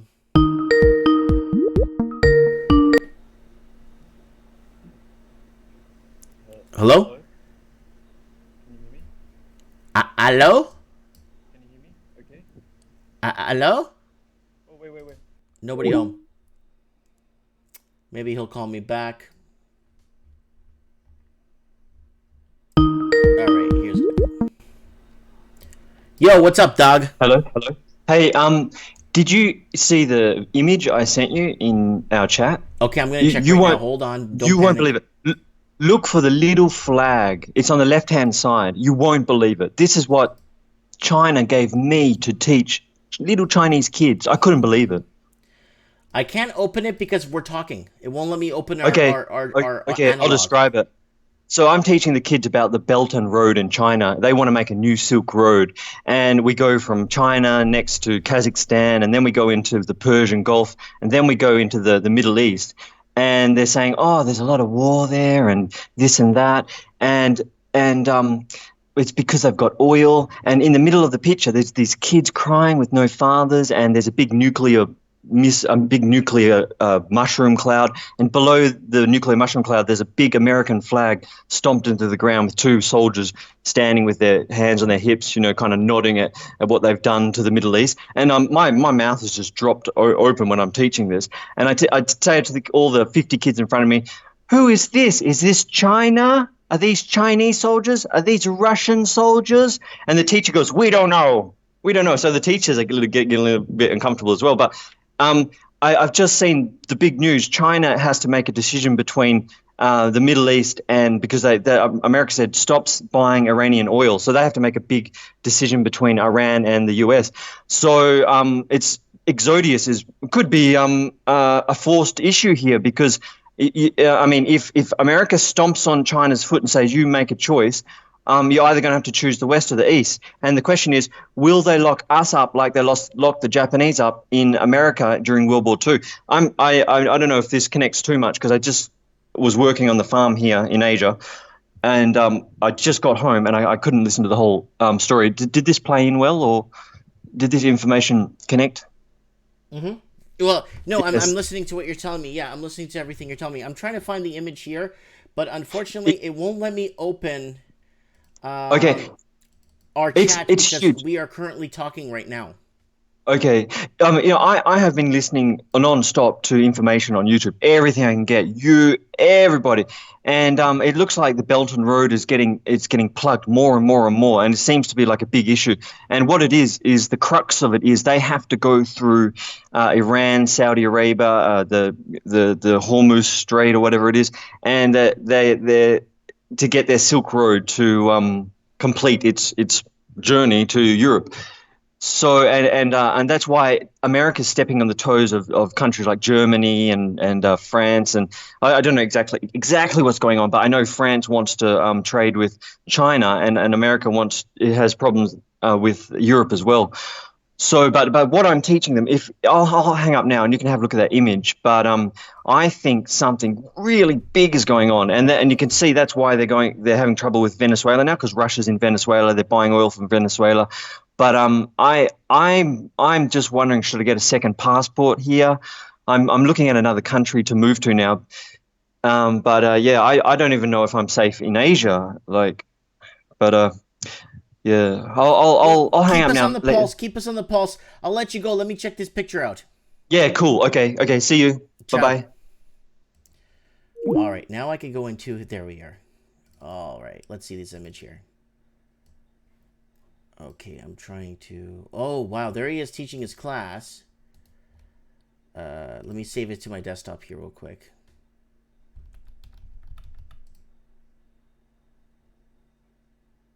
Let's see if it opens here.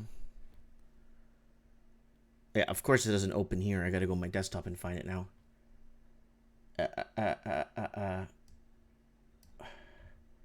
Trying to see if I can open this as... Oh, wow. Okay, I'm going to see if I could... Let me just go on my desktop here, see if I could find here it is. There it is. Okay, so... Oops. Yeah, I saw this. So this is for children's class, or children learning English, Chinese children. So it says, petrol is very desirable good worldwide. Therefore, West Asia has been in conflict for many years. And look at this. Wow. And there's the mushroom cloud right there. And then it goes to here. Vocabulary, war, dry, desert. Wow, that's phenomenal what some of the kids are learning nowadays. Wow. Hawaii. So what do you guys want to do next week? I'll put a poll out on the community section on the channel, guys. I get a lot of people messaging me on Skype saying I'll come on the show next week, Mike.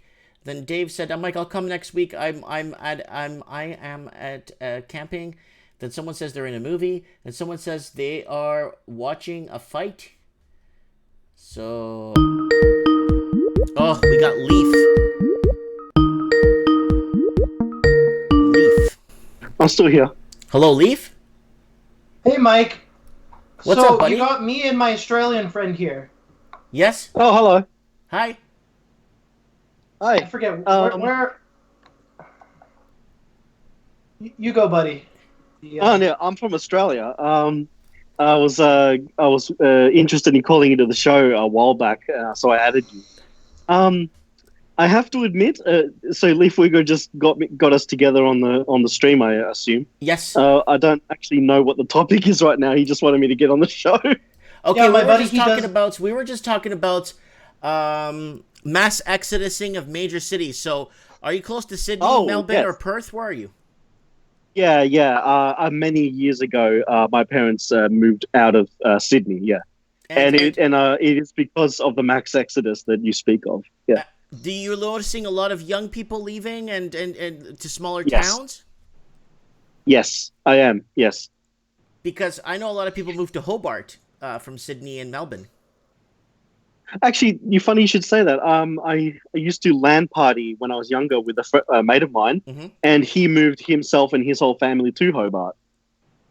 Interesting. Well, it's a lot cheaper in Hobart. You could still pick up a house for under $300,000.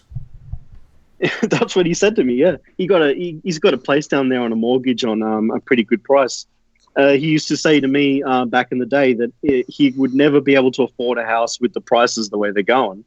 I've remained where I'm at, there's an area called the Central Coast, and I think a few years ago the statistic was something like 100. Well, I don't remember the numbers exactly. It was like, I know it was in the hundreds. There was hundreds of families moving per day into the Central Coast region.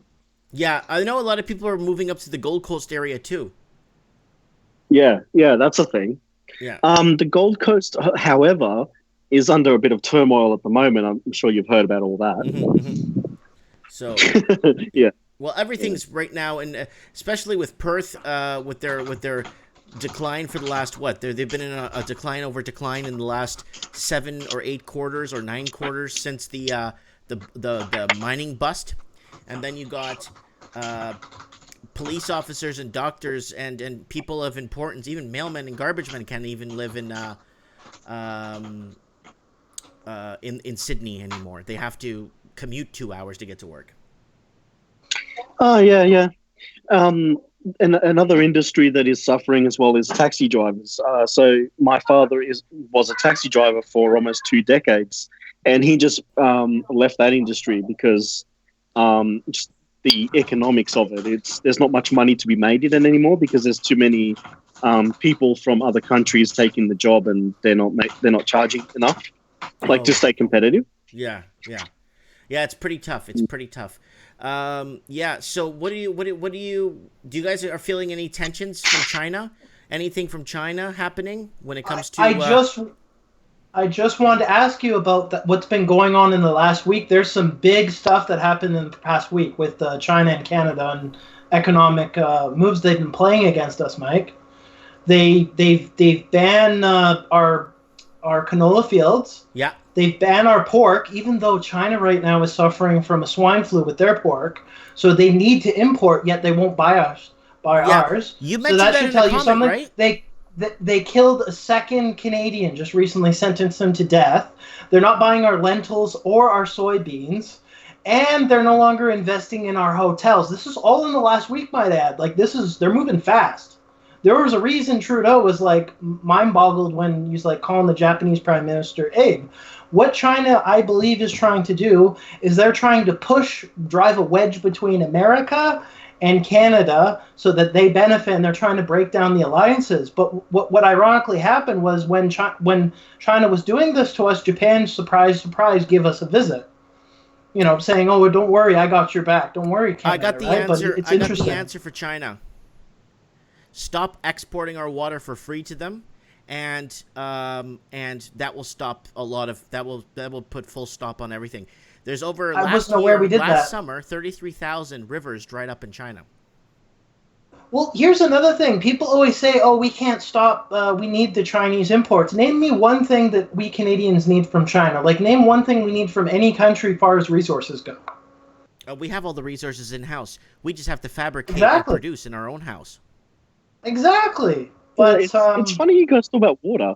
Here in Australia, the Murray-Darling River is drying up because companies like Coca-Cola and that just suck up all the water for bottled water, and it's left all our farmers dry, literally.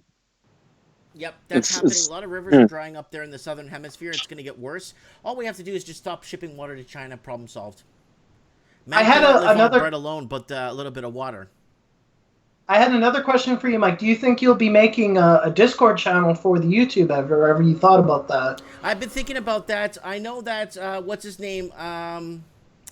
Charlie Brown set me up with a BitChute account. Not a BitChute. I'm talking about a Discord channel so that your community can kind of discuss even when there's no streaming going on, and they can talk and bring together and a place of gathering for ideas. Yeah, I used to run a big Discord. I have experience with it. I was just going to say, if Mike does set up a Discord, what he should do is make sure he's the server owner, because there's always problems that go on with that if it's not the case. Mm-hmm. But if you set up and then you're the administrator, so no one can pull rank or do weird stuff and try and hijack your server. Yours, I know all the people. My friend can set it up professionally for you from that point. Yeah. And then you would put it in the description of all your videos, and then you would have the community on Discord. And then it's just a way of keeping your community more active, right? Yeah. I was thinking of a Facebook, I know everyone's abandoning Facebook, jumping ship, But I think it would be good, like, if we did a Facebook community group where anyone could post on it. That's part of the community, right? Are you familiar with how? I was just going to say, I don't think you should do anything with Facebook at the moment. They did just do another round of bannings, and things are about to get horrible on there. I'm sure you're aware of what just happened, right? Yes, we read this. James Wood banned from Twitter, and Silicon Valley zaps conservative 2020 influencers. So Twitter, yes, Instagram, and Facebook are purging anyone that's conservative. Any white Christian conservative is finished. Yep. Are you familiar with the platform Discord, Mike, or have you ever used it in the past? I could look into it. Like, I got some downtime in the next couple of days. I could look into Discord and kind of see what the deal is and what it offers, and how I could get my how I could community chatting and stuff. It would be a lot better than the Facebook community, I would think, because then you can. It's like basically a glorified chat room within. You have mic rooms and everything, right? And it's what the new generation of gamers use it a lot. If you have downtime, we can have another chat tomorrow over Skype. And I ran one with just over 500 users. I can tell you all about it. I will say this: it's not an easy thing to run a Discord, at least on the surface, because there's a lot of people who come and go, and it gets very cancerous pretty quick if you don't put some controls on it. Mm-hmm. I will say that. Because it's very open, and you can imagine what it can get like. And you'll have bad actors who come in who try to smear.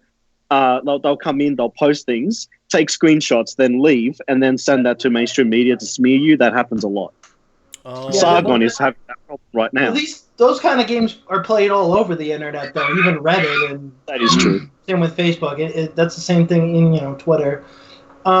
It's just a place to keep the community more active and close-knit, I would assume. You don't have to, but it's just a thought or an idea to throw into the hat. There's a section here on my channel. I wish people could... It says here, there's a community here, and apparently there's a way I could change the settings in the community area on my YouTube channel and let people post stuff on there and let people comment below the post that they post. Yes, the yes. YouTube community, the community tab.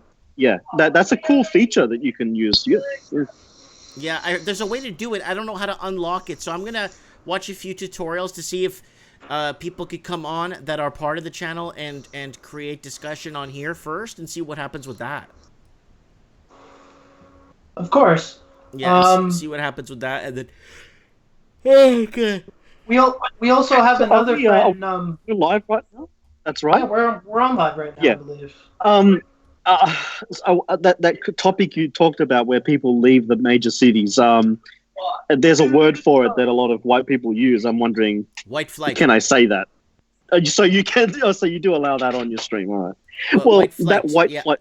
This is one here. Douglas Todd article: Aboriginals and whites leaving Metro Vancouver. Tens of thousands of people leaving every year, of people born and raised in their own city, but they can't afford to live in it, so they're just leaving. Well, the funny thing about Australia is the Aboriginals never really left the cities because they weren't there to begin with. Interesting, however, in Queensland, because of the amount of Sudanese coming in, there's been a lot of clashes between the Aboriginals and the Sudanese as well, not just white people having clashes with them.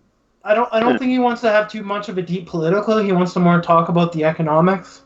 Sorry. Oh, yeah, okay, sorry. Yeah, no, it's just they're purging channels left and right, and we're still somewhat below the radar. Yes. My friend here is a co-host on the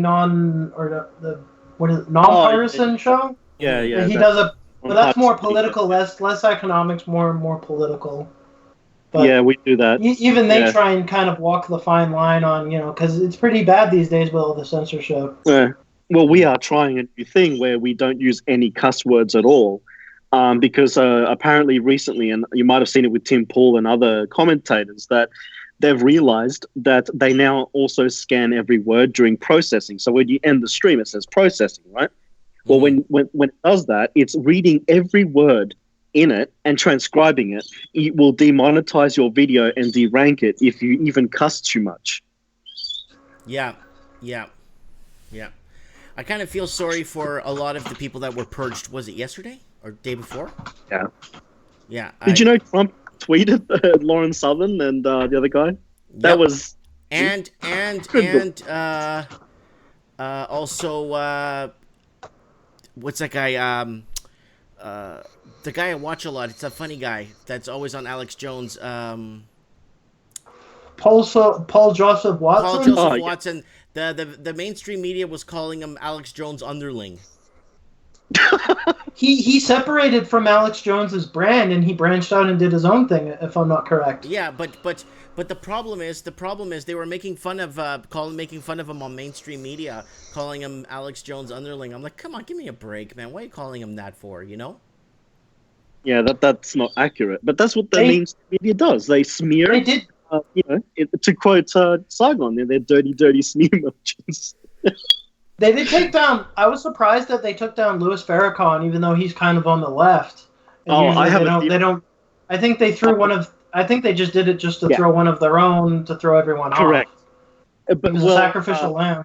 Mm-hmm. I am stealing this idea from someone else, but the theory that I heard, and it holds water, is that they told all of the mainstream media in advance they were doing this, and someone must have went back to Facebook and said, dude, you got to put a lefty on here as well, otherwise they're going to you're just going to feed the trolls and say, yeah, you're just banning conservatives. Mm-hmm. So they threw Farrakhan on it. The thing is, I did look up some videos about Farrakhan, and I actually really dislike him too, to be honest, the things he says. So I just I don't know. Mm-hmm. Mm-hmm. Yeah. Yeah, I mean, it's a black supremacist guy, and he hates white people and all that sort of stuff. It just sounds like another lefty to me. Yep. But I don't think we're really we're trying to move to the point where we want censorship. Like, I don't really want to censor the left, but I don't want them censoring me either. I think Facebook and all these other major tech companies should be treated like public utilities because they've become the modern square of discussion. Like, they're basically the mayor's, the mayor or the public forum. They're the new age public forum versus back in the day you would go to the I can't remember the name, but you go and have the discussion at the town hall. Town hall was what I was thinking of. Nowadays it's become the internet, and this idea that we're going to allow such a few hands of power dictate on who can say what in what is considered the new modern era public forum is really.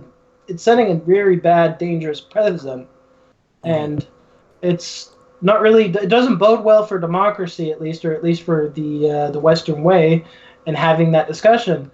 It's bad enough. I don't think you can have democracy with all the censorship. That's what I reckon. Yeah. Yeah. We're getting to a point where everybody's being offended is meaning that they're right. If you're offended, that means they're right, and that's not true. If you're offended, well, that's too bad. But, I feel offended. Well, yeah. The sad part about the left is I think they know they can't survive without the censorship, because if you look at it, you look at a place like maybe it's not the best example, but you look at 4chan, right? And it's a website where people post on the public, the boards, pictures and whatever, and they make comments. And you're anonymous. And the only way that your comment will stick on the board is if it's based on its own merit, if it's good. Because if it's bad, it'll get buried quite quickly. And if you look at the left, the only way they can survive is through censorship, because they can't. Because if they were to call 4chan an echo chamber, it can't really be an echo chamber, because the left can always go to 4chan and post their things, but it just won't last, just due to the fact that it's based on their merit. So if you were to take away the censorship, then we would be able to have an actual discussion, and then whoever has the best argument would win, and the left knows that they don't have a good argument, so that they rely on all the censorship. They've become the real fascists of the modern era, if you think about it. Yeah, definitely, and even talking about it is a problem nowadays. It's almost like we got to be careful what we say, who we say to, what we say to. You know what I'm saying?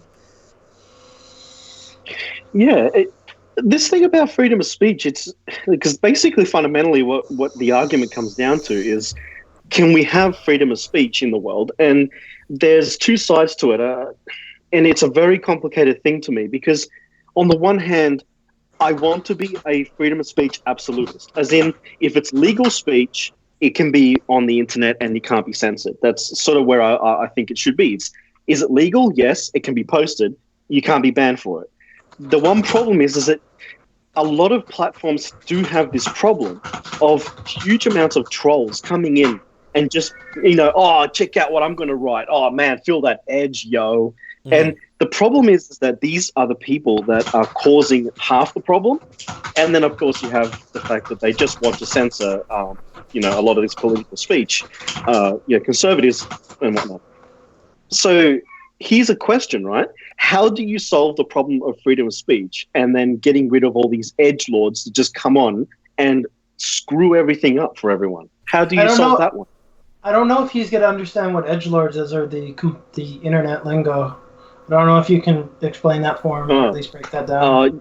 Edgelords are people who just want to get onto the platform and write the most horrendous things to just because they can, because they can argument. It ruins platforms. There's been platforms that have been brought up. BitChute has had a little bit of this problem. Mm-hmm. There are people posting videos and they're so riding the edge of illegal, and BitChute just holds the stance. They just hold the line. We don't ban anyone at all, well, except until that video from the Christchurch shooting. They did delete that. I was surprised, but the thing is that you've seen it on Gab, people saying horrendous things on there that cause trouble, and it causes trouble for the platform. So how do you have freedom of speech when you have people who are? You have to drown them out, but you have to bring the mainstream from, say, Facebook into Gab to drown out those opinions, and then use better arguments to silence them. Basically, right? It's like the left is depending on censorship, but the few areas of the internet, these internet ghettos, for lack of a better word, there's so many people that have been basically driven from that Facebook ban, and now you've created an echo chamber. The only way to silence that said echo chamber would be to finally draw out the mainstream, and then they'll drown it out using better ideas. It's like I said before. But Mike, I had a question for you. Did you hear about that guy that had $50,000 and he lost a court case against the BC Human Rights Tribunal? He lost 50 grand because he called a transgender a man. Yeah, I heard about that. I don't know if that's true. Crazy. I was looking at the media source it was coming from. It kind of looked fishy. So I can look into that a little bit deeper through proper channels up here and see. I don't know, man. I think the activist was a real person, and same with the guy that got sent to court. Oh, I know who you're talking about now. I know who you're talking about. 50 grand! That guy was on... moly. Yeah, I know who you're talking about. That guy was on the show. What's his... That girl's show. What's her name? That ran for mayor of Toronto. Faith Goldie. Faith Goldie, yeah. He was on her show, and she had him on, and they were talking about... That's right. Yeah, you're right. That was recent news. But can you imagine 50 grand just because you mispronounce somebody? That's scary. Well, that's a young person's entire life savings. This happening. Well, this happening is a good thing and a bad thing, right? It's bad because it's horrible for someone to get fined $50,000 for misgendering, but it finally proves the point that people have been saying that making misgendering illegal, everyone was like, no, this is not going to be used to just fine average people, but it finally proves the point that yes, it is going to be used in a nefarious, horrible way to kill freedom of speech. Yeah, it proves the point, Okay. Well, because they make it such a vague line, the terms or the legal language for hate speech or the misgendering, they make it so vague that there is a very blurry line that they can take advantage of that blurry line. They're taking advantage. We can't defend ourselves. Correct. Yeah. Well, they've done that with a law here in Australia. I was actually talking to Leaf about this earlier. That they've passed laws in Australia now that if you're a journalist and you write something and the government really, really just gets massively angry about it, or it shows some kind of secret or a leak of any kind, the journalist faces many years in prison and huge fines.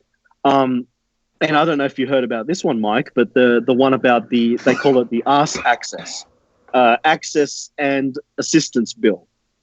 You heard of that one? No, this just Yeah. Oh, right. Australia is becoming very Orwellian. It's quite frightening. Yeah, Yeah. Australia is And it's way happening ahead of its time. rapidly. For English-speaking countries, Australia is the number one. Wait. Yeah, Australia is becoming more of a kind of shady right now when it comes to I think Australia is the guinea pig. The censorship of the is in English-speaking overdrive. world. Yes, I'll tell you what the Australia's bill like is ground zero. in a nutshell. Basically, what the ASS bill is, access and assistance bill. Basically, if you have something encrypted, like you have your phone and you encrypted it, which anybody can do on Android and iPhones, or you're on your computer, you have encrypted files. The government can request for the data to be decrypted and handed over. If you say no, then there's like a 10-year fine 10-year jail and a huge fine and all that sort of stuff. Now, if the company turns around and says, actually, we can't do this, like Apple, right? They've denied before to America. But here in Australia, they won't be able to deny it. Now, if Apple was to say we don't actually have the tools to decrypt it, I'm sorry, we just can't give you the data, then the government turns around and says, develop the tools and give us the data. And if Apple refuses there, somebody is going to end up in jail and fined. Wow. That's how it works. Yeah. You realize in U.S. it's illegal to use 256-bit encryption? Because the government can't break into it. It's illegal. It's crazy. But yeah, there's a certain... America allows encryption exported out of the country only if it's low encryption, yeah. There's encryption export rules, yeah. Wow. So if I'm texting a friend in Hong Kong and I'm using 256, that's considered illegal, me communicating them in that format. Pretty much, yeah. Interesting. Yeah. Okay, guys, I'm gonna have to cut you guys off. I've been talking for 2 hours and 20 minutes, and I'm really tired. It's almost it's 11:20 p.m. No worries. And we'll have you guys on the show again, I promise. And we could go over.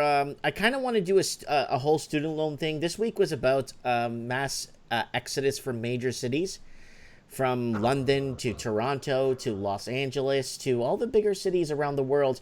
People are mass exiting these cities to try and find, just trying to find a greener side of the grass, I guess, or better pastures to, instead of the wagons west, they're going east now. Everything's in the shambles right now. Well, the irony is that the globalists don't want people leaving the cities, do they? Because they do want to deploy the 5G control grid. Of course and they then do. have everyone in the cities, Yeah. Yeah. Actually, are you going to do a show about 5G? I'd love to be on that. We did one a few because I've been doing a lot months of back. research. Can you add me on Skype? I don't have you on Skype. He did add you. You just didn't respond. No, it's not that I'm not responding. I don't have. Sorry. My problem I know you is get a lot I of don't messages. have. I have over 900 people on Skype, and if somebody messages me, I don't know. It's really weird. Like I have to go to each person and see if they left me a message under recent chats, and then if they did, I have to okay them that they want to connect with me. So I don't know. I figured as much. That's why we just called you instead of just messaging you on the Skype, because we knew you were probably not going to be able to look at it for that reason alone. Yeah, I just don't know, because sometimes I have people on here and they're like, "Oh, hi Mike, this is blah blah blah from the channel," and then it says this person will like to add you on Skype, yes or no. But then, it's like, okay, but this is from 2 months ago. I didn't get this notification. I get it now because I'm going through my Skype. I would have added them long time ago to my channel. Mike, did you notice that I gave you a pretty good idea of who Mike Booner was? I did it in less than 20 minutes. You made a video? No, I made a comment on that video. Oh, yeah, I'll go take a look at Mike Booner right now. Mike Booner is like 99% almost certain that it's just a red herring. It's the guy that owns the other store in town. Probably. Your competitor. Who knows, man? Yeah, because he copy and paste. I'd say that Mike is Just wait. He copy and pasted a review from 6 months ago, where around the same time of that woman or the Diana, whatever. You can kind of put two and two together. It was a copy and paste review, and then as soon as that name he did that and you made that video, he deleted the comments, he deleted the review, and then if you look into the the name of the 6 months account, it's also linked to liking the video from his store, or liking his store. So you put two and two together. It was, I guess I won't say the guy's name online, right? I don't. But you get what I mean. It's the other competitor. I know. I don't know who the Australian guy is, though. Sorry, I can't help you with that. Yeah, no biggie, no biggie.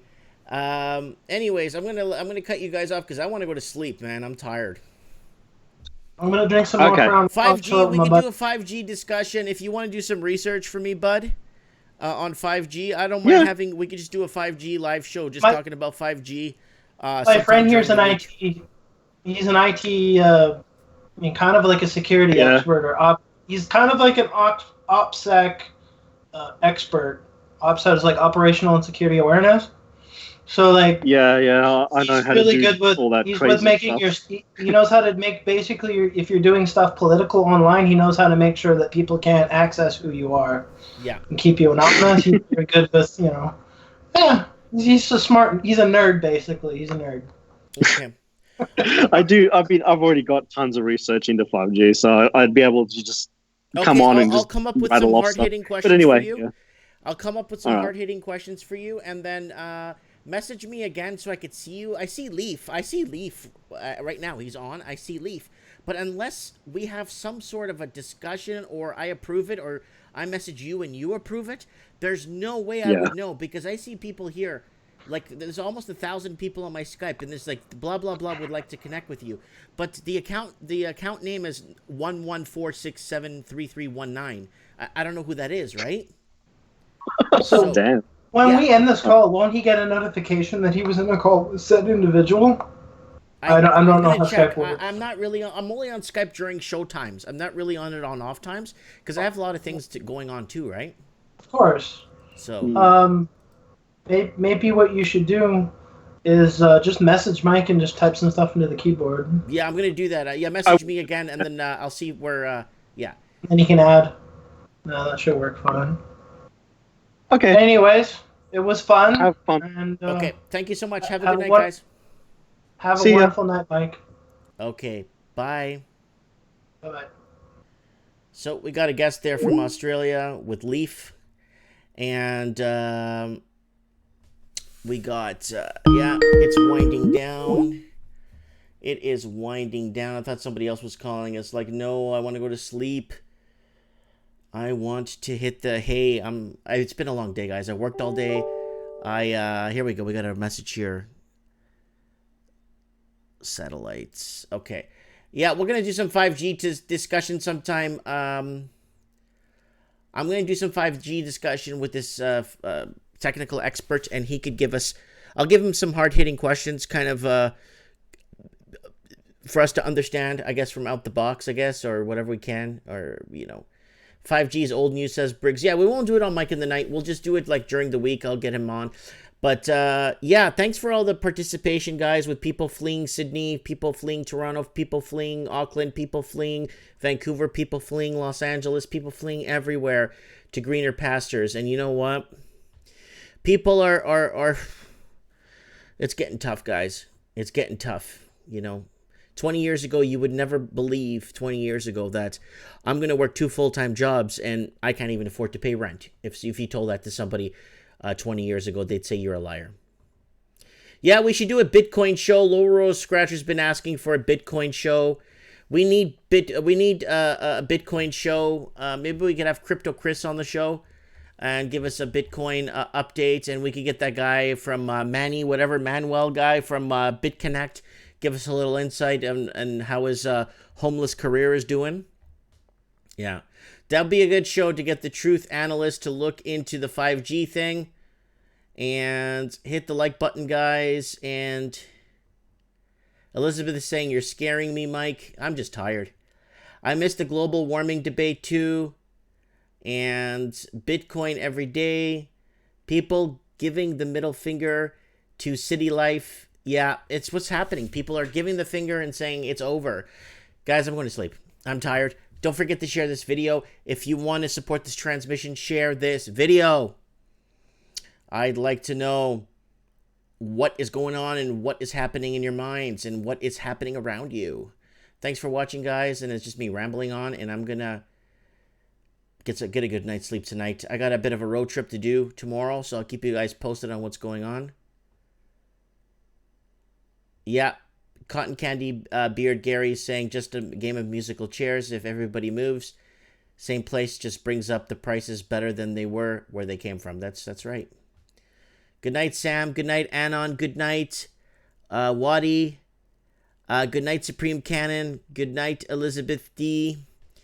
Good night, Lord Humongous. Good night, Cotton Candy Beard. Good night, everybody. Thanks for adding me on Skype. Metal Gear, Low Roller Scratcher, Crypto Chris, Cognitive Rue,